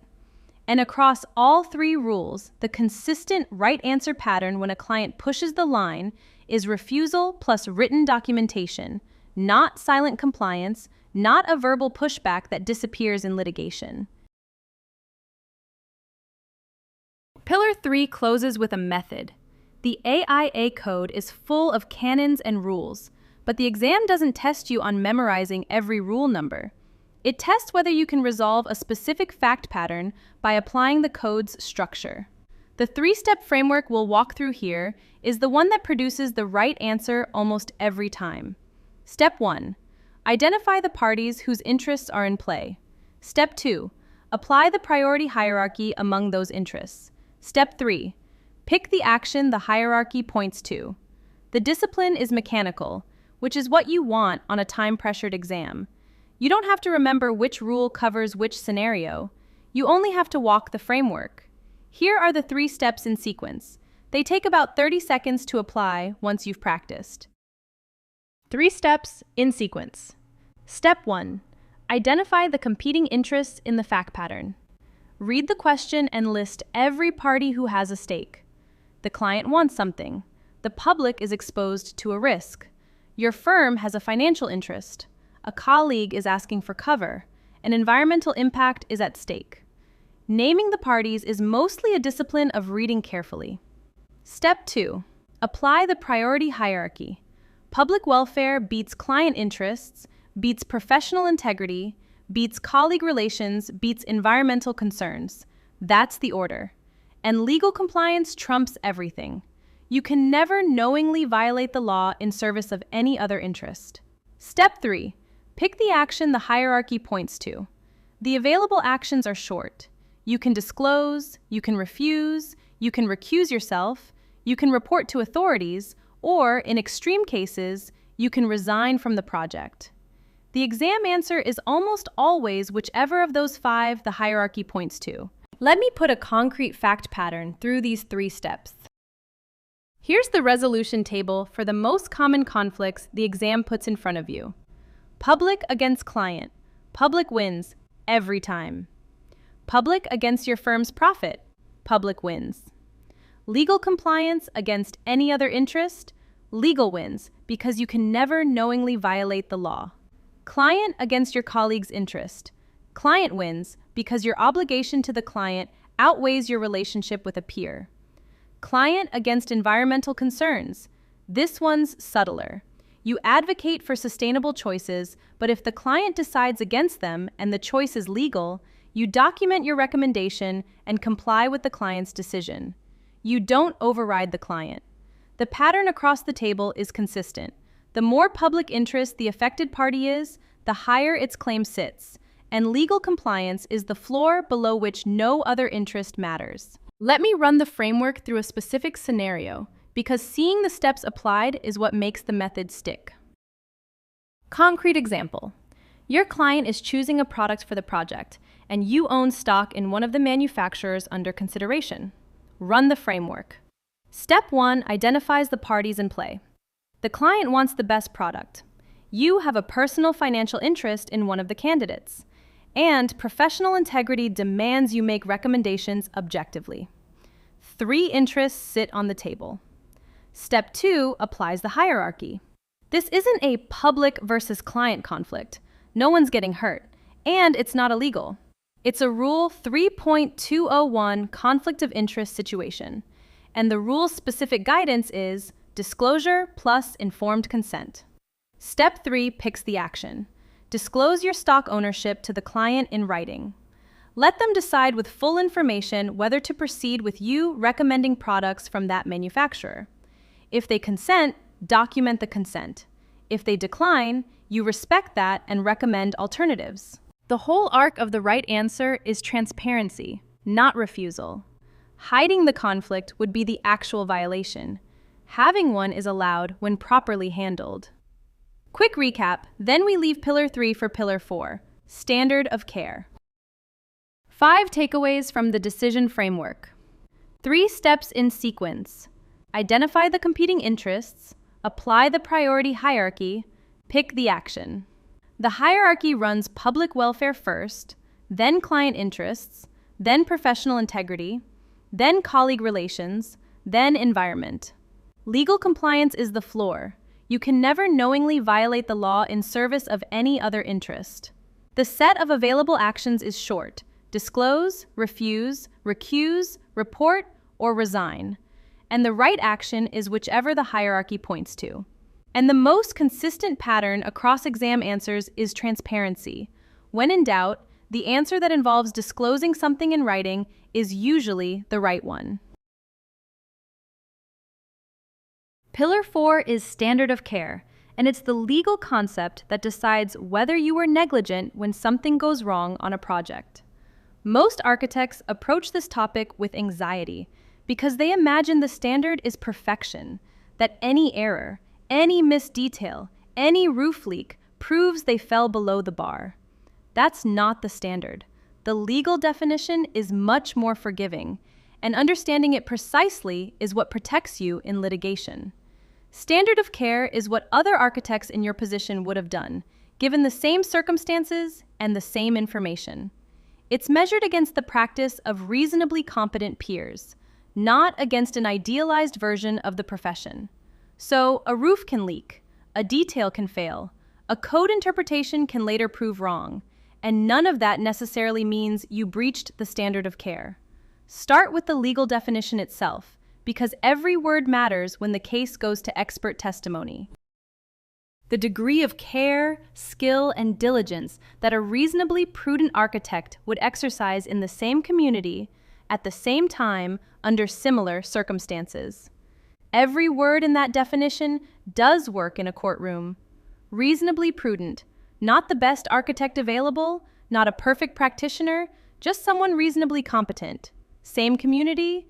The standard adjusts to local context, so seismic detailing in California holds you to different specifics than the same detail in Florida. Same time. The standard is fixed at the moment you did the work. A project designed in 2015 is judged by 2015 practice, not by what we know today. Similar circumstances. The complexity of the project type and the information available to you both factor in. A hospital architect is held to a higher specialty standard than a small residential architect. The legal test isn't whether the building was perfect. It's whether your work matched what your peers would have done under the same conditions. And that means the standard is best understood by what it is not, the misconceptions most architects start with. 4 common misconceptions and the real standard against each. First misconception: the standard requires perfection, 0 errors, no roof leaks, no missed details. The real standard is reasonable competence, an error that other reasonably prudent architects in your position would also have made is not a breach of standard. Second misconception: the standard is what the best architects in the country do. The real standard is what an average competent architect would do in the same circumstances. You're judged against your peers, not against starchitects. Third misconception: the standard is whatever the client expected when they hired you. The real standard is set by professional peers and expert testimony, not by the client's hopes or marketing materials. Fourth misconception: architects guarantee outcomes. The building will work, the cost will hit estimate, the schedule will hold. The real standard is reasonable effort, not guaranteed results. Weather, contractor performance, code changes, and 100 other variables affect outcomes you don't control. Which leads to the single most important framing of this whole topic, the part that defends most negligence claims. If you remember one frame from this section, make it this. Standard of care is measured against peers, not against perfection. The legal test that courts actually apply asks whether a reasonably competent architect in the same community, at the same time, on the same kind of project, would have done what you did. If yes, there's no breach of standard, no matter what went wrong downstream, because architects aren't insurers of their work and aren't expected to anticipate every possible failure mode. If no, there's a possible breach, and the rest of the negligence elements come into play. The framing matters because it changes how you defend a claim. You don't defend by arguing that you were perfect. You defend by showing that what you did matched what your peers would have done in the same circumstances. That defense, when grounded in expert testimony, wins most architectural negligence cases that reach it. Quick recap, then on to the 4 elements a plaintiff has to prove for negligence to actually stick. 5 takeaways from this section. Standard of care is the legal benchmark courts use, and it asks what reasonably competent peers would do in the same time, the same community, and the same circumstances as you. It is not perfection. Errors that other architects in your position would also have made don't constitute a breach. Local context matters. The standard adjusts to the technical demands of your geography, so seismic detailing in California is judged by California's seismic norms, not by Florida's. Time of design controls the analysis. Work done in 2015 is measured by 2015 practice, not by what we know now. And the defense pattern in any negligence claim is to show that your peers would have done the same thing, not to argue that you were flawless. When a client decides to sue you over a project, the lawsuit they file has to clear 4 specific hurdles before any damages are awarded. To prove negligence against an architect in court, the plaintiff has to establish 4 specific elements: duty, breach, causation, damages. And all 4 must be proven. If any single one fails, the entire negligence case collapses. This is what makes architectural defense work tractable.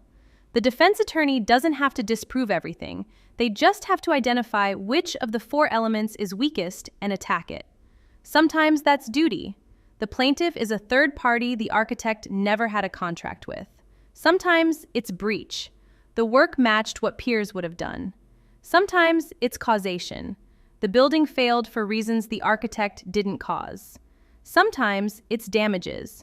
There's no real harm, just an aesthetic complaint. Here are the 4, with what each one requires the plaintiff to prove. Duty is the first element. The plaintiff has to show the architect owed an obligation specifically to them. A signed contract is the cleanest path to establishing duty, but duty can sometimes extend to third parties who reasonably relied on the architect's work. Breach is the second element.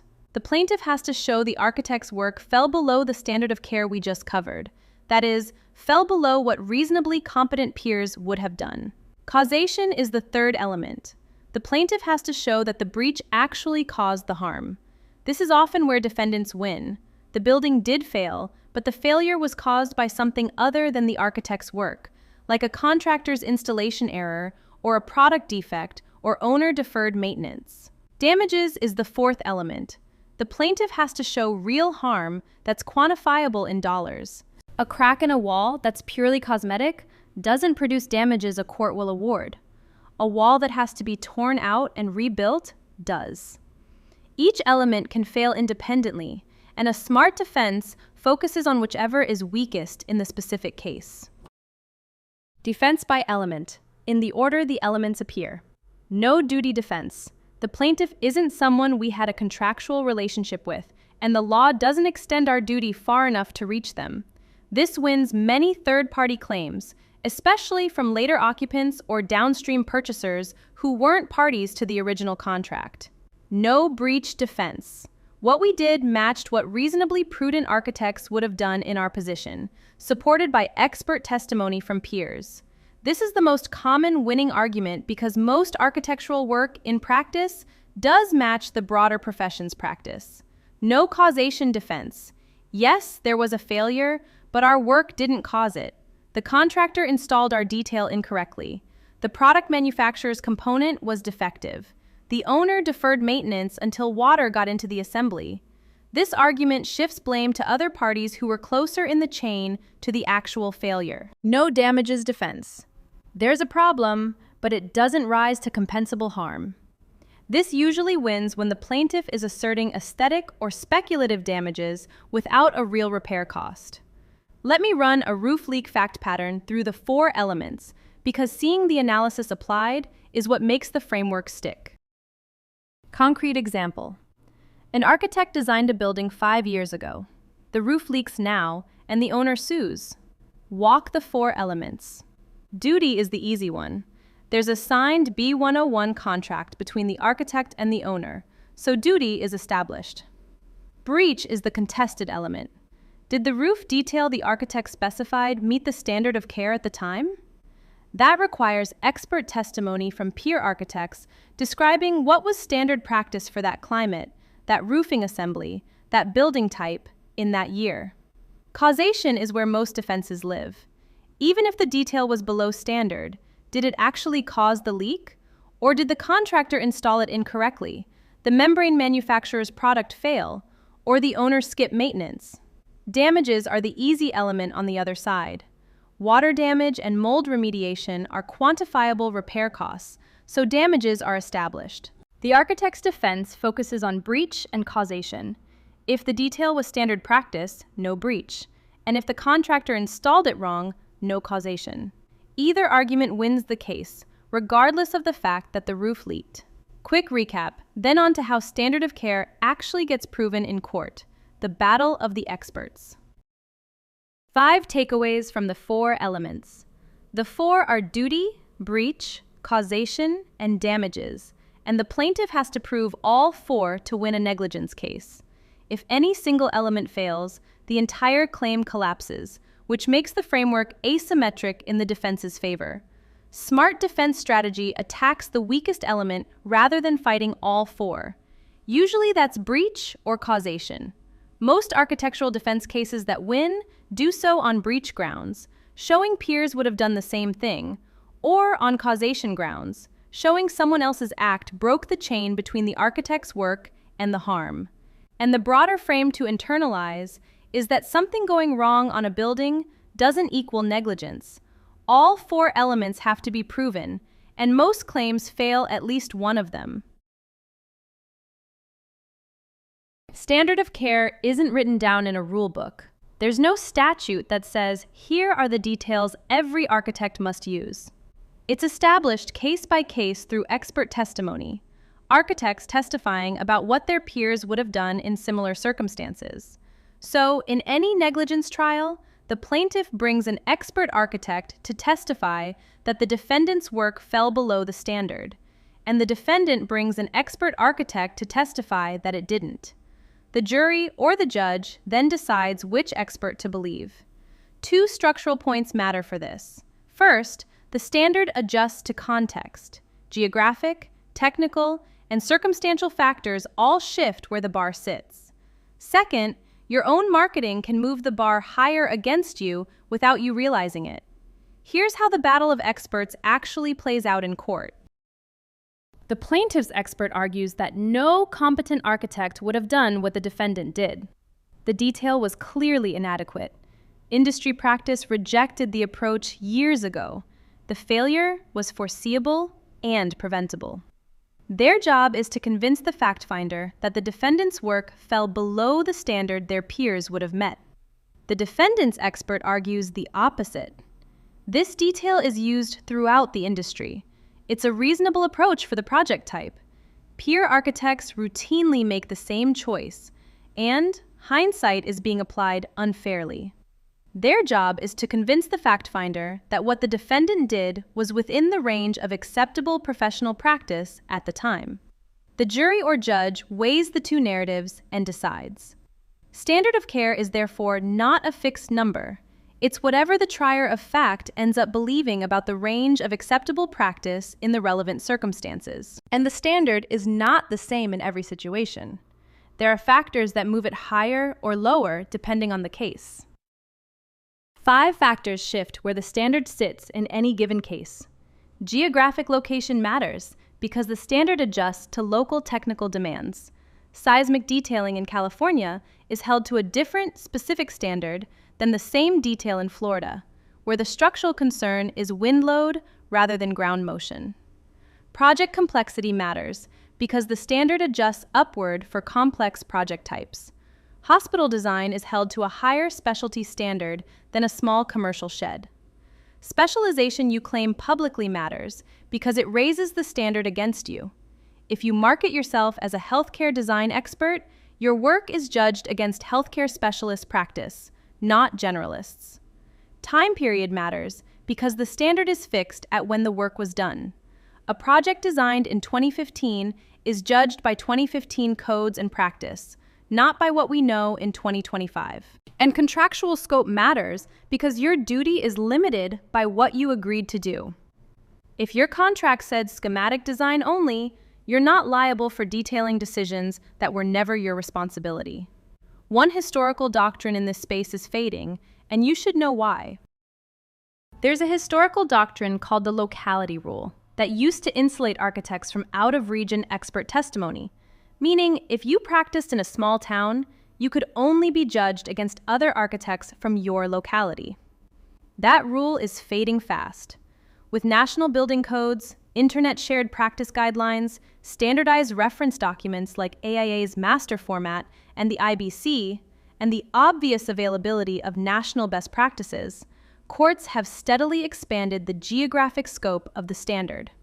Today, in most jurisdictions, you're judged against peers in your geographic region or even nationally, not just your immediate community.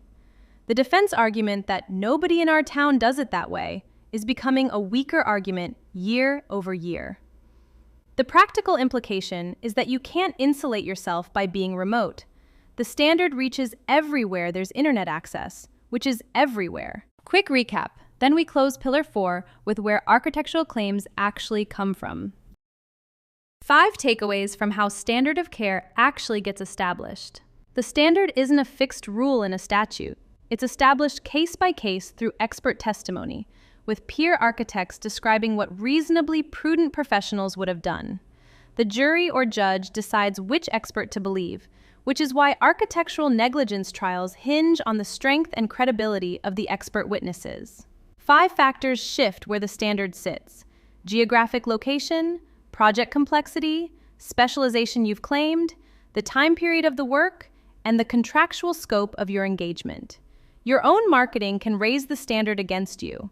If you describe yourself as a healthcare expert, you'll be judged against healthcare experts' practice, not against generalists. And the old locality rule that used to insulate small-town practice is fading. National codes and internet shared practice mean the standard now reaches almost everywhere. Most architects imagine that professional liability claims come from dramatic design failures. A roof collapses, a balcony detaches, a facade peels off. That's not what the claims data shows. The lawsuits that actually destroy architecture careers come from sources most architects never see coming. The vast majority of architectural liability claims come from mundane sources, and the single largest underlying cause across all categories is documentation failure rather than design failure. The data tells a consistent story across the CNA Schinnerer claim studies, which draw on roughly 60% of U.S. architecture firms and publishes claim studies that have shaped the profession's understanding of where exposure really sits. The picture that emerges has direct implications for what you should focus on in practice, not on chasing perfection in dramatic detailed decisions, but on the boring discipline of documenting what you actually did and what the client actually agreed to. Here's the high-level breakdown of where claims come from by category. 4 headline categories.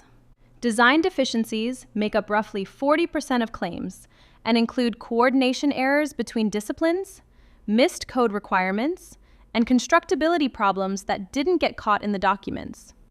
Contract administration accounts for another 30% and covers things like failing to catch problems during construction observation, issuing improper certifications, or not following through on submittal reviews.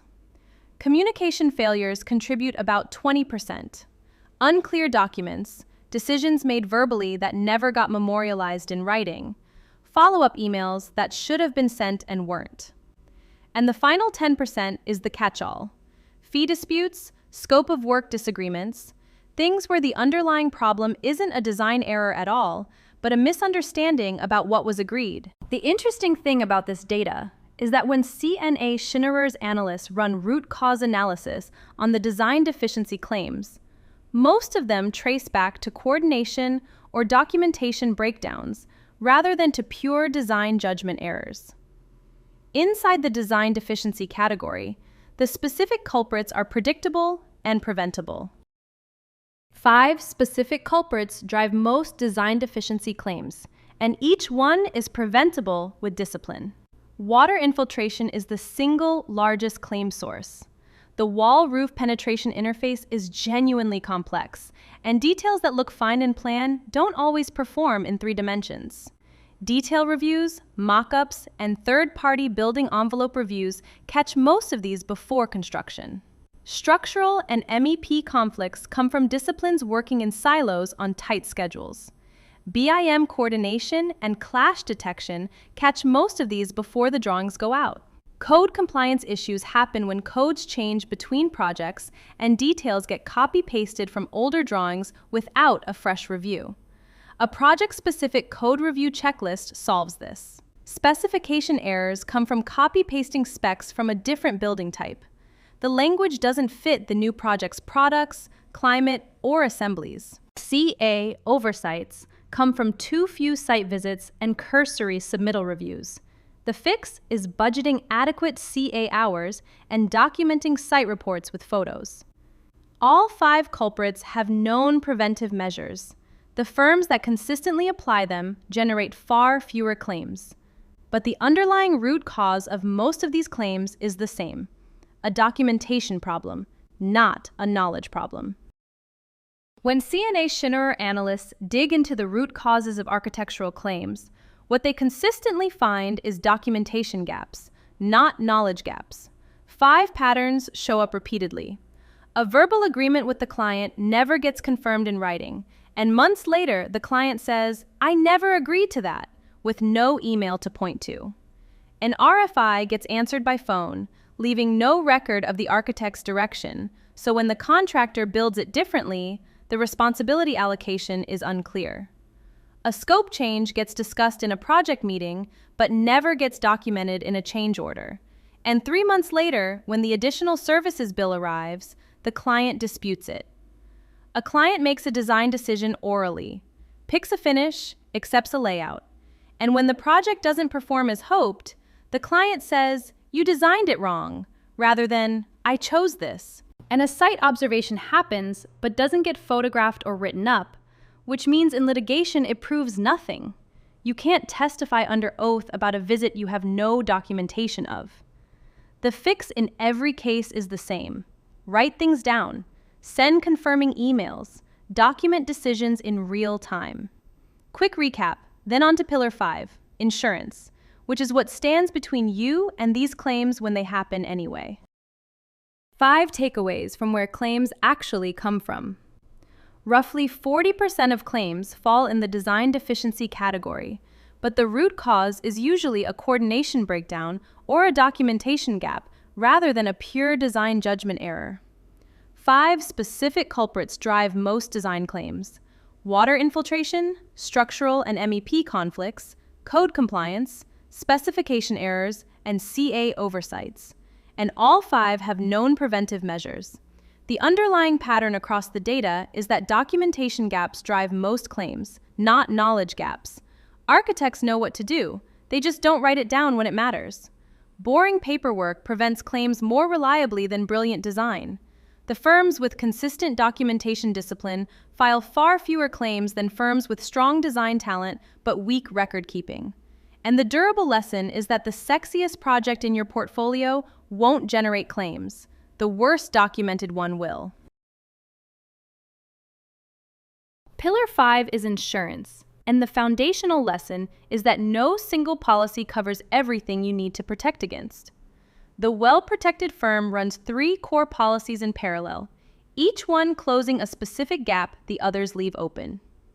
Architects who carry only one type of insurance, usually general liability because their landlord required it, discover during a claim that the kind of risk they actually face isn't what they're insured against. The gap between general liability and professional liability is the single biggest insurance trap in the profession, and you can lose a firm to it without ever knowing the gap exists. Here are the 3 core policies every firm needs and what each one actually covers. Professional liability, often called E&O for errors and omissions, covers errors in your professional services as an architect. When a client sues claiming your design caused leaks, missed a code requirement, or otherwise represented a professional failure, this is the policy that pays. Premium for a typical small firm runs a few $1,000s a year and scales with revenue and project type. General liability, often called CGL, covers bodily injury or property damage arising from your operations, not your professional decisions, but the physical activities of running an office. When a visitor trips over an extension cord in your conference room and breaks a wrist, this is the policy that pays. Workers' compensation covers employees injured at work, and it's typically required by state law for any firm with employees beyond the principals themselves. A staff member who falls during a site visit, develops carpal tunnel from years at a workstation, or gets injured commuting to a project, all run through workers' comp. The critical thing to understand is which policy pays in which scenario, because the assumption that any one of them covers everything is wrong. 5 scenarios, 5 different policies. A design error that causes a building system to fail. That's a professional services issue, so the professional liability policy pays. Someone trips in your office lobby. That's a premises liability issue arising from your operations, so the general liability policy pays. Your staff drops a piece of equipment on a worker during a site visit. That's a bodily injury from operations issue, so general liability pays. Notice the pattern beginning to emerge. You miss a code requirement, and the missed requirement leads to a real injury. That's a professional services failure, so professional liability pays even though the harm is a bodily injury. The decisive factor isn't what kind of harm occurred. It's whether the harm arose from your professional judgment or from your physical operations. And the roof detail leak, even though property damage is involved, runs through professional liability because the underlying cause is a design judgment, not a premises hazard. Here's why this matters operationally. The CGL policy contains a specific exclusion that creates the biggest insurance gap in the profession. Every standard CGL policy contains a specific exclusion called the Professional Services Exclusion. The exclusion bars any claim arising from professional judgment, the very thing architects do for a living. So, an architect who carries only CGL and not professional liability is uninsured for the kinds of claims architects most often face. The exclusion isn't hidden or obscure. It's a standard provision in every commercial general liability form. But architects discover the gap only when they have a claim, file with their CGL carrier expecting coverage, and learn that the policy explicitly doesn't apply. The fix is structural. You carry both policies in parallel. Professional liability handles claims arising from your professional services. General liability handles claims arising from your operations, and neither one replaces the other. Some sophisticated clients require certificates of insurance showing both before they'll sign a contract, and they require both for the same reason. They know the exclusion gap exists. Quick recap, then onto the structural quirk of professional liability, the difference between claims made and occurrence policies. 5 takeaways from insurance types. 3 core policies every architecture firm needs: professional liability, general liability, and workers' compensation. Professional liability covers errors in your professional services, design errors, missed code requirements, faulty specifications. General liability covers operations, premises hazards, third-party bodily injury from your physical activities, property damage caused by your staff or equipment. The CGL policy contains a professional services exclusion that bars exactly the kinds of claims architects most often face, which makes it the single biggest insurance gap in the profession. And the structural fix is to carry both PLI and CGL in parallel. Neither one replaces the other, and you're underinsured if you carry only one. 2 structural ways an insurance policy can be triggered, and the difference matters enormously for architects because almost all professional liability policies are written one way, and almost all general liability policies are written the other. Occurrence policies are triggered by when the event happens. If the incident occurred during the policy period, the policy covers it, period. You can let the policy lapse afterward. The coverage stays in place for events from that period. Claims-made policies are triggered by when the claim is filed. If a claim is filed against you during the policy period, the policy covers it, but only if the policy is still in force when the claim arrives. Let coverage lapse, and claims that arrive later won't be covered, even for work performed when you had coverage. Professional liability is almost always claims made, which is why understanding this distinction matters for architects more than for almost any other profession. Here are the 2 policy types side by side, with the trigger that decides whether you're covered. Occurrence policies are triggered by when the underlying incident happens. If something occurred during your policy period, the policy responds to that incident, regardless of when the claim eventually surfaces. The classic occurrence example is a slip and fall in your office. The fall happened on day X, while you had coverage, so the CGL policy responds even if the claim is filed 3 years later when your CGL has long since lapsed. Most general liability, workers' comp, and auto policies are written on an occurrence basis. Claims-made policies are triggered by when the claim is filed against you. The policy that responds is the one in force on the date the claim arrives, not the policy in force when the underlying event happened. This is the inverse trigger. Most professional liability policies are written on a claims-made basis, almost universally for architects. And the practical consequence is that letting your PLI lapse strips coverage from all your prior work, not just from work done while uninsured. Let me walk a specific timeline through both policy types, because the practical implications only land with a concrete scenario. Concrete timeline. In 2020, you design a building. You have a professional liability policy that year. In 2022, you let the policy lapse. Maybe you switched insurers and there was a gap in coverage. Maybe you took a brief sabbatical. Maybe the renewal notice got buried in email. By 2025, a defect in the 2020 design has caused real damages, and the owner files a malpractice claim against you. Under the claims made trigger, the policy that has to respond is the one in force when the claim arrives, and there is none in 2025 because you lapsed, so no coverage applies. You pay the claim personally, plus defense costs, plus any settlement. If the same policy had been occurrence-based, purely hypothetical for PLI since none are, and you had been covered in 2020 when the design occurred, the 2020 policy would still respond in 2025 despite the lapse. The lesson is mechanical. For claims made PLI, continuous coverage is mandatory. Any lapse retroactively strips protection from years of past work, and the only way to repair the gap is either tail coverage from the prior insurer or prior acts coverage from the new insurer. 3 key terms you need to know inside the claims-made framework. These come up on the exam. 3 terms inside the claims-made framework that show up directly on the exam.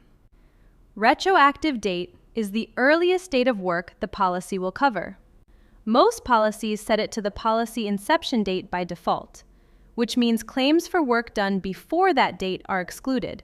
Bad news if you've been practicing for 10 years and your retroactive date is 2 years old.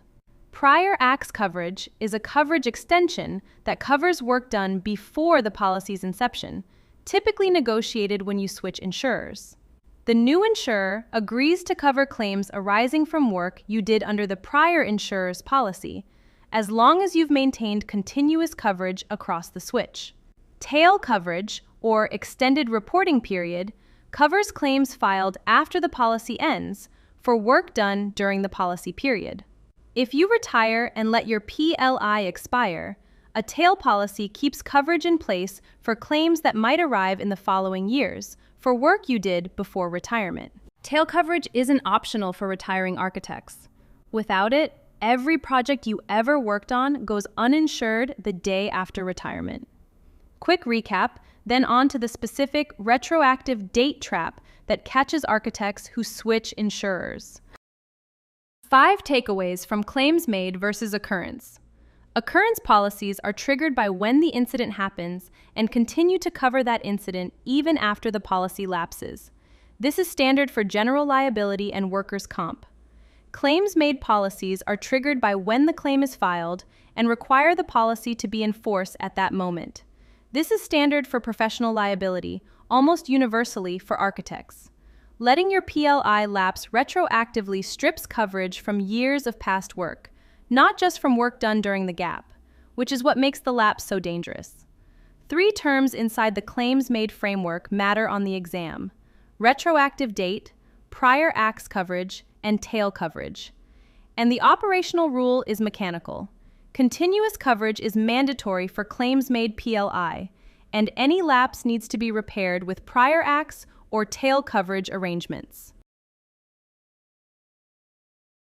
If you carry claims-made professional liability insurance, the retroactive date is one specific field on the policy that decides more about your coverage than the premium does. The retroactive date is the earliest date of work the policy will cover. Anything before that date is excluded, even if a claim arrives during the policy period and the work would otherwise be within scope. So, when an architect switches insurers, moves from one PLI carrier to another, or buys their first policy after several years of practice, the retroactive date on the new policy controls what's actually protected. Most architects who switch insurers focus on premium, deductible, and limit. They don't focus on the retroactive date. And then years later, when a claim arises from a project that predates the retroactive date, the policy declines coverage and the architect pays personally. Here's the math on 3 different retroactive date scenarios, all involving the same claim. 3 scenarios, all involving the same architectural defect that triggers a claim in June 2024. Scenario 1. Your retroactive date is January 2015. The work was done in March 2018. The claim is filed in 2024. Covered because the work postdates the retroactive date and the policy is in force when the claim arrives.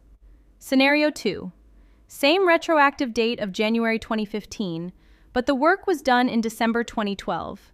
Not covered, because the work predates the retroactive date, even though the policy is currently in force. The retroactive date excludes the work itself, not the claim. Scenario 3. The work was done in March 2018, like Scenario 1, but the retroactive date on the current policy is January 2020. Not covered, because the work predates the retroactive date. This is the scenario that catches switching architects. The work was perfectly legitimate. The architect had insurance at the time, but the new policy's retroactive date excludes everything before 2020. There are 4 common ways architects accidentally create gap exposure through their retroactive date. 4 ways architects accidentally create retroactive date gaps. Switching insurers is the most common. The new carrier writes a policy with a default retroactive date of the policy inception, which means all your previous work becomes uninsured the moment you switch. The fix is negotiating prior acts coverage explicitly with the new carrier before the policy binds. Letting a policy lapse and then renewing creates a similar trap. The renewed policy often sets a new retroactive date, and any claim arising from work done during the gap period won't be covered. Firm mergers introduce a third version. The surviving entity's policy may not cover the predecessor firm's work, so projects from before the merger end up exposed unless the merger agreement explicitly addresses insurance continuity. Retiring without buying tail coverage is the fourth. You stop paying premiums on the day you retire, but claims for work you did decades ago can keep arriving for years. Without tail coverage, those late arriving claims hit your personal assets directly. Quick recap, then onto tail coverage, the specific instrument that closes the retirement gap. 5 takeaways from the retroactive date trap. The retroactive date is the single earliest date of work your policy will cover. Anything before it is excluded. Work performed before the retro date is not covered, even when the policy is currently in force and the claim arrives during the policy period. Switching insurers typically creates a fresh retroactive date by default, and unless you explicitly negotiate prior act's coverage with the new carrier, all your previous work becomes uninsured the day you switch. Lapsing the policy and renewing it later usually sets a new retroactive date for the gap period, leaving work done during the gap permanently exposed. And when shopping for professional liability coverage, the retroactive date matters more than the premium difference. A slightly cheaper policy with a fresher retroactive date can strip years of past work from coverage, which is a worse deal than the savings suggest. Tail coverage, formally called the Extended Reporting Period, or ERP, is the insurance instrument that protects you for past work after your active professional liability policy ends. You buy tail coverage when you retire, when you close your firm, or when you switch insurers without negotiating prior act's coverage at the new carrier. The reason tail matters is timing. Architectural malpractice claims often surface years after the underlying work was performed, sometimes a decade or more later. Without tail coverage, those late-arriving claims hit you personally. With tail, the prior insurer continues to defend and indemnify for work you did while their policy was active. Architects who retire and skip tail coverage discover the gap when a claim arrives 3 years later from a project they finished a decade earlier. And at that point, fixing the gap is impossible. Here's what tail coverage does in concrete terms, side by side with what happens without it. Same defect, same claim, 2 very different outcomes depending on whether tail coverage was purchased. On the left, no tail. Your active professional liability policy ended in 2024 when you retired, but the claim arrives in 2026, 2 years later, for work you did in 2018. Under the claims made trigger, the policy that would respond is whichever is in force when the claim is filed, and you have none because you retired. Coverage equals 0, and you pay defense costs, any settlement, and any judgment personally. The average out-of-pocket cost for an architect in this scenario runs from $50,000 for a quickly settled claim up to $500,000 or more for a contested lawsuit. On the right, tail purchased. When the policy ended in 2024, you bought tail coverage that extends the reporting period, typically through 2030 or longer. And the tail policy responds to the 2026 claim under the original policy's terms. Coverage equals full coverage. The insurer defends, indemnifies, and pays settlement up to your original limits. The premium cost for tail coverage typically runs 150 to 200% of your last annual premium. Significant, but trivial compared to a $500,000 uninsured claim. And the reason tail matters specifically for architects is the long tail of claim timing in this profession. Architectural claims don't usually surface immediately after project completion. The timing distribution is long-tailed, which is the underlying reason tail coverage exists. 1 to 2 years after substantial completion, you typically see construction defects that show up during commissioning or first occupancy. 3 to 5 years out, building envelope failures dominate. Water infiltration, air leaks, condensation issues that the design didn't anticipate or that the contractor installed incorrectly. 5 to 10 years out, the failures get more structural. Concrete cracking, foundation movement, long-term durability problems that take time to manifest. And 10 years or more out, you still see claims, often from wear-related failures the design should have anticipated, or from statute of repose claims that surface near the end of the legal window for filing. The practical implication is that an architect retiring in 2024 can reasonably expect new claims to surface for projects they completed as far back as 2014, and possibly earlier, depending on the state's statute of repose. Tail coverage spans that horizon. And here's the cost math that makes tail coverage one of the most asymmetric decisions you'll ever make.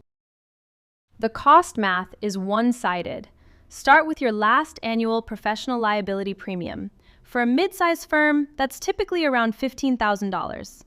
Tail coverage at industry standard pricing of 175% of the last annual premium runs about $26,000 as a one-time payment at retirement. What you get for that payment is coverage extending 5 to 10 years past retirement for any claim arising from work you did during the active policy period. Now compare that $26,000 to the cost of a single uninsured claim. A modest architectural malpractice claim, one that settles quickly without much litigation, typically runs between $50,000 and $200,000 out of pocket once you account for defense costs, settlement, and your time. A major contested claim can exceed $500,000 and occasionally tops $1 million. Tail coverage at $26,000 is therefore one of the most asymmetric protection purchases an architect ever makes. Small fixed cost, very large potential downside avoided. Architects who skip tail coverage to save money at retirement are gambling that no claim ever surfaces, and the long tail timing data we just looked at says that gamble usually doesn't pay off. Quick recap, then onto the structural quirk of PLI that catches firms even when their coverage is otherwise solid, the defense inside limits problem. 5 takeaways from tail coverage.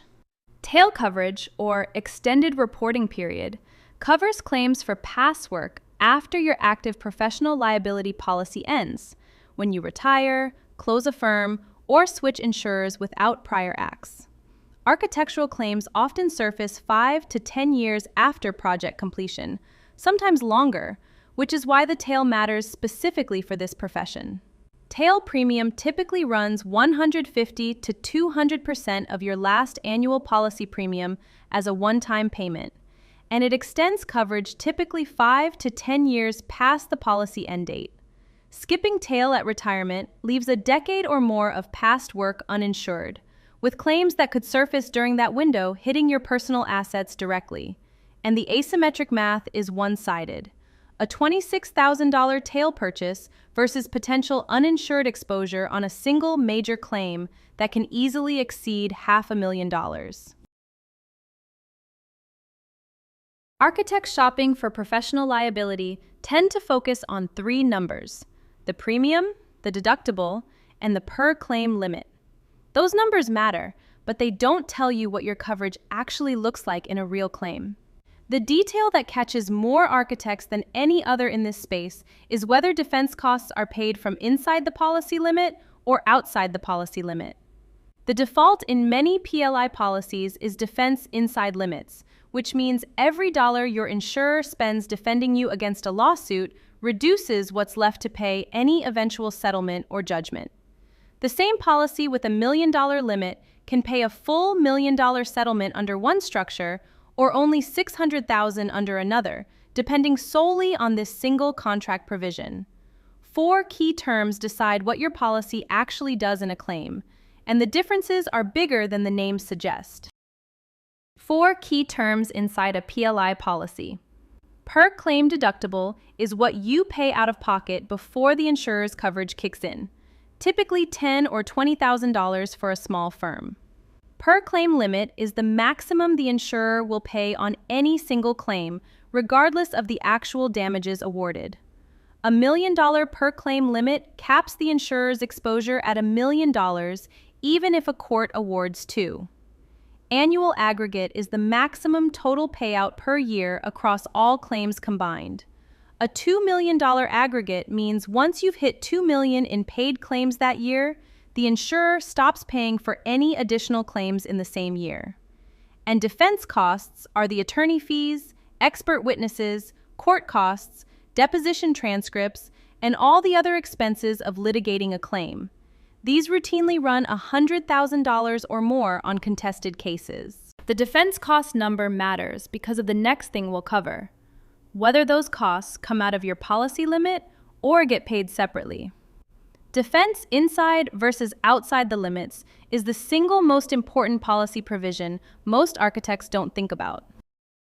Defense inside limits, on the left, means every dollar the insurer spends defending you reduces the limit available to pay a settlement or judgment. So if your policy has $1 million per claim limit and the insurer spends $300,000 on defense costs over 2 years of litigation, only $700,000 is left to pay any settlement.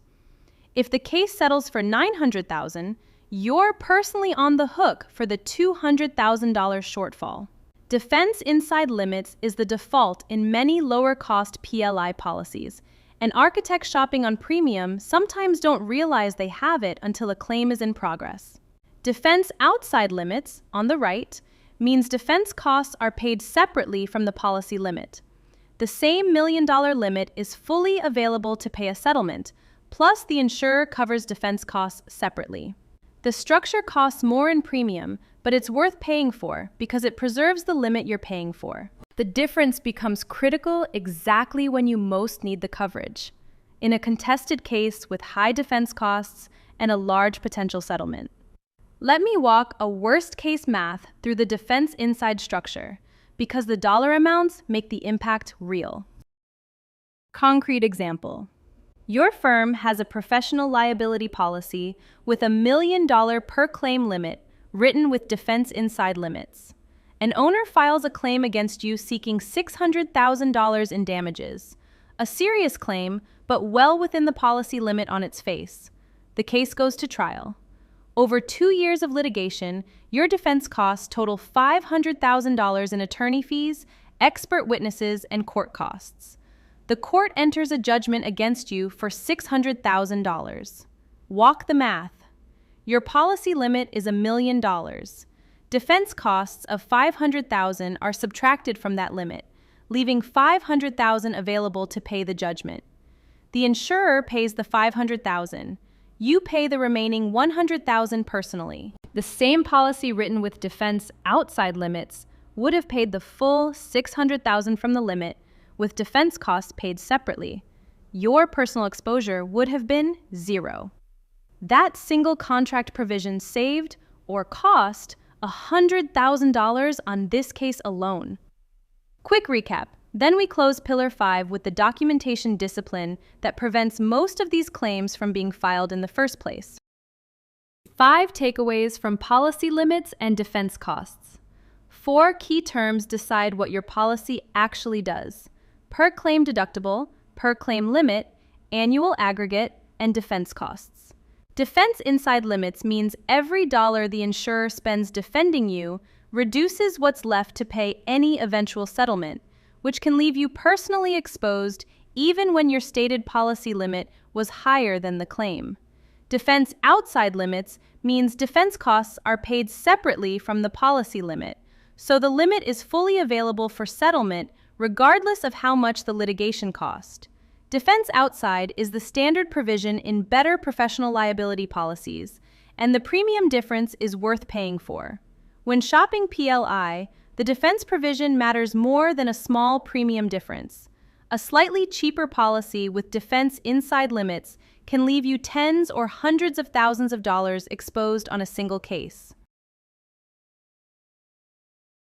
Pillar 5 closes with risk management, the discipline that prevents most claims from being filed in the first place, and the one that decides whether you'll spend your career building projects or your career defending against lawsuits.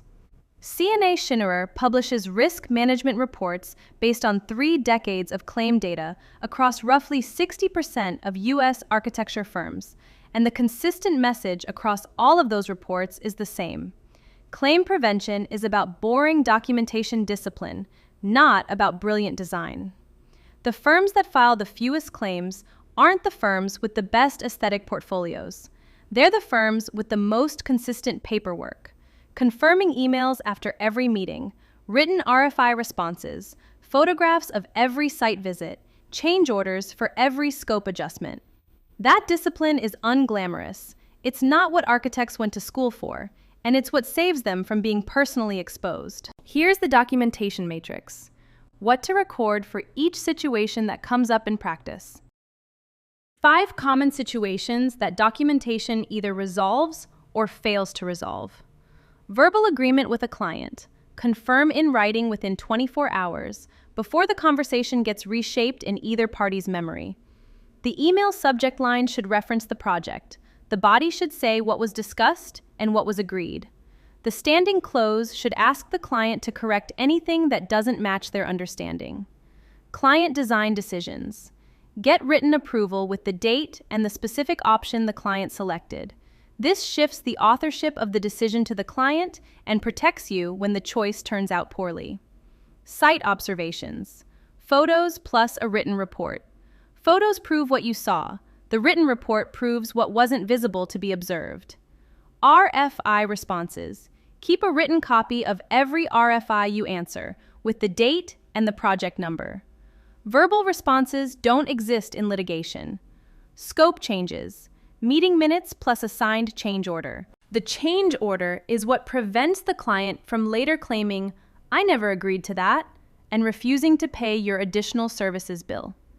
The single most useful documentation discipline is small, but it eliminates more disputes than any other practice. 5 specific disciplines that, when followed consistently, prevent most architectural claims from being filed. The 24-hour rule is the most important. After any important conversation with a client, contractor, or consultant, send a confirming email within 24 hours summarizing what was discussed and what was agreed. The standard close on every confirming email is something like, "Please let me know if this doesn't match your understanding." That single sentence shifts the burden of correction to the recipient, and silence becomes implicit agreement on the record. Photos on every site visit, geotagged and organized by project and date. Modern smartphones make this trivial, and the photos prove what you observed when memory fades or facts get disputed. Written RFI responses even when you've also answered by phone. Verbal responses don't exist in litigation, and the contractor's recollection of your verbal direction may not match yours. And project meeting minutes distributed to all attendees within 48 hours of the meeting. Silence after distribution counts as acceptance of what's written. Beyond documentation, your contract itself can shift risk away from you when the language is right. 5 contract provisions every architect should fight for. Limitation of liability. A clause capping your maximum exposure on any claim, often at the fee paid or a multiple of it. State law varies on enforceability, but where these clauses hold, they're enormously valuable. Mutual waiver of consequential damages. Excludes recovery of lost profits, business interruption, and other indirect damages on both sides. The AIAB 101 form includes this by default in Article 8. Clear scope of work. The most common dispute in architectural practice is over what the contract included. Specific, detailed scope language prevents arguments about whether construction administration, change order management, or post-occupancy reviews were inside or outside the engagement. Dispute resolution clause. Controls where any dispute gets resolved, what governing law applies, and whether mediation is required before litigation. Pre-disputing these saves enormous transaction costs later. And timely notification requires the client to notify you promptly of any potential claim, which preserves your right to investigate and defend before evidence gets stale or witnesses become unavailable. These 5 provisions are standard in well-negotiated architectural contracts. Their absence in a draft contract is a warning sign worth pushing back on. Quick recap, and we close Pillar 5 and the Foundational Concepts module. 5 takeaways from risk management. Documentation discipline prevents most claims from being filed in the first place. The firms with the lowest claim frequency aren't the ones with the best design portfolios, they're the ones with the most consistent paperwork. The 24-hour rule is the single highest impact discipline. Confirm any important verbal agreement in writing within a day, with the standing close asking the recipient to correct anything that doesn't match. Photos on every site visit, written RFI responses, and distributed meeting minutes round out the core habits. 5 contract provisions are worth fighting for in negotiations: limitation of liability, mutual waiver of consequential damages, clear scope of work, dispute resolution clause, and timely notification requirement. And the durable lesson across Pillar 5 is that boring paperwork beats brilliant design when it comes to claim prevention. The architects who file the fewest claims are the ones who write everything down.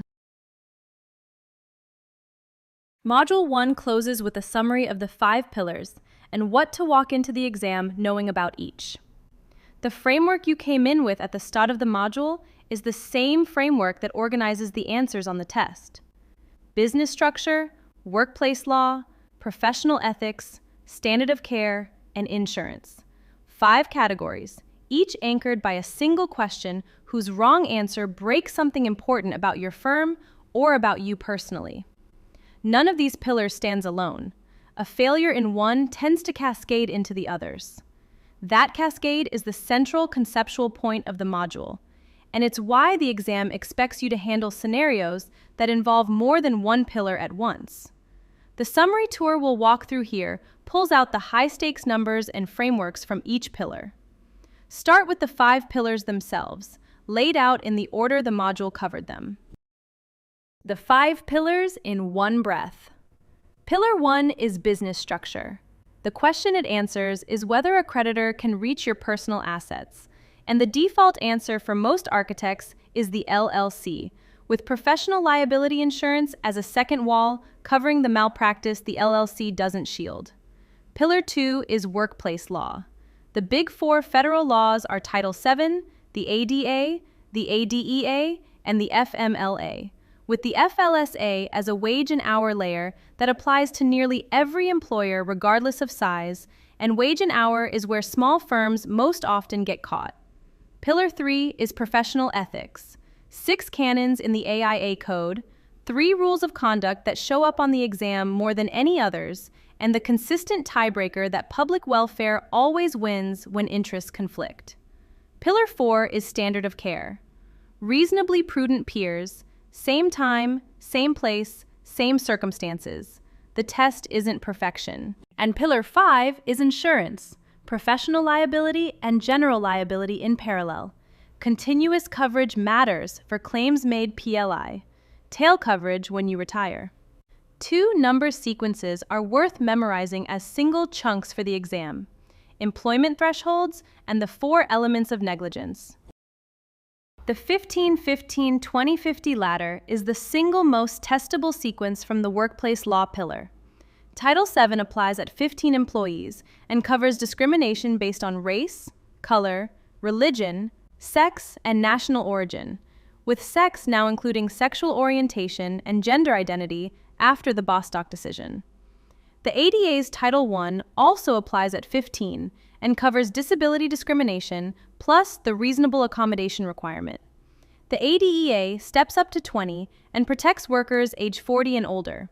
The FMLA reaches the largest band of firms, 50 employees or more within 75 miles of the worksite, and provides up to 12 weeks of unpaid job-protected leave for qualifying reasons. Memorize the sequence as a single chunk: 15 Title VII, 15 ADA, 20 ADEA, 50 FMLA. The exam tests this directly with stems giving you a firm size and asking which federal laws apply. The second sequence, the 4 elements of negligence, anchors Pillar 4 and shows up across the standard of care section. The 4 elements of negligence anchor Pillar 4. Duty requires the plaintiff to show the architect owed an obligation specifically to them. A signed contract is the cleanest path, but duty can extend to third parties who reasonably relied on the work. Breach requires showing the architect's work fell below the standard of care, established through expert testimony from peer architects. Causation requires showing the breach actually caused the harm, not the contractor's installation, not a defective product, not the owner's deferred maintenance. And damages requires showing real, quantifiable harm in dollars, repair costs, injuries, lost revenue. All four must be proven for the plaintiff to win. The defense's job is to identify the weakest of the four in any specific case and attack it. Most architectural defense wins come on breach or causation grounds. And the broader frame is that something going wrong on a building doesn't equal negligence. The four elements have to be proven, and most claims fail at least one of them. Quick final recap, and you're ready for the assessment that follows this module. Module 1, done. 5 things to walk into the assessment with. The 5 pillars are structure, staff, ethics, standard, and shield, which expand to business structure, workplace law, professional ethics, standard of care, and insurance. The employment law ladder is 15, 15, 20, 50. Title VII, ADA, ADEA, FMLA. Memorize the sequence and walk the ladder when the exam gives you a firm size. The ethics priority hierarchy puts public welfare first, then client interests, then professional integrity, then colleague relations, then environment. Public always wins when interests conflict. The 4 elements of negligence are duty, breach, causation, and damages. All 4 required for a plaintiff to win, and the defense attacks the weakest. And the insurance posture for any practicing architect is PLI and CGL in parallel. Continuous coverage to preserve claims made trigger protection, and tail coverage purchased at retirement. That's Module 1. On to the Foundational Concepts Assessment.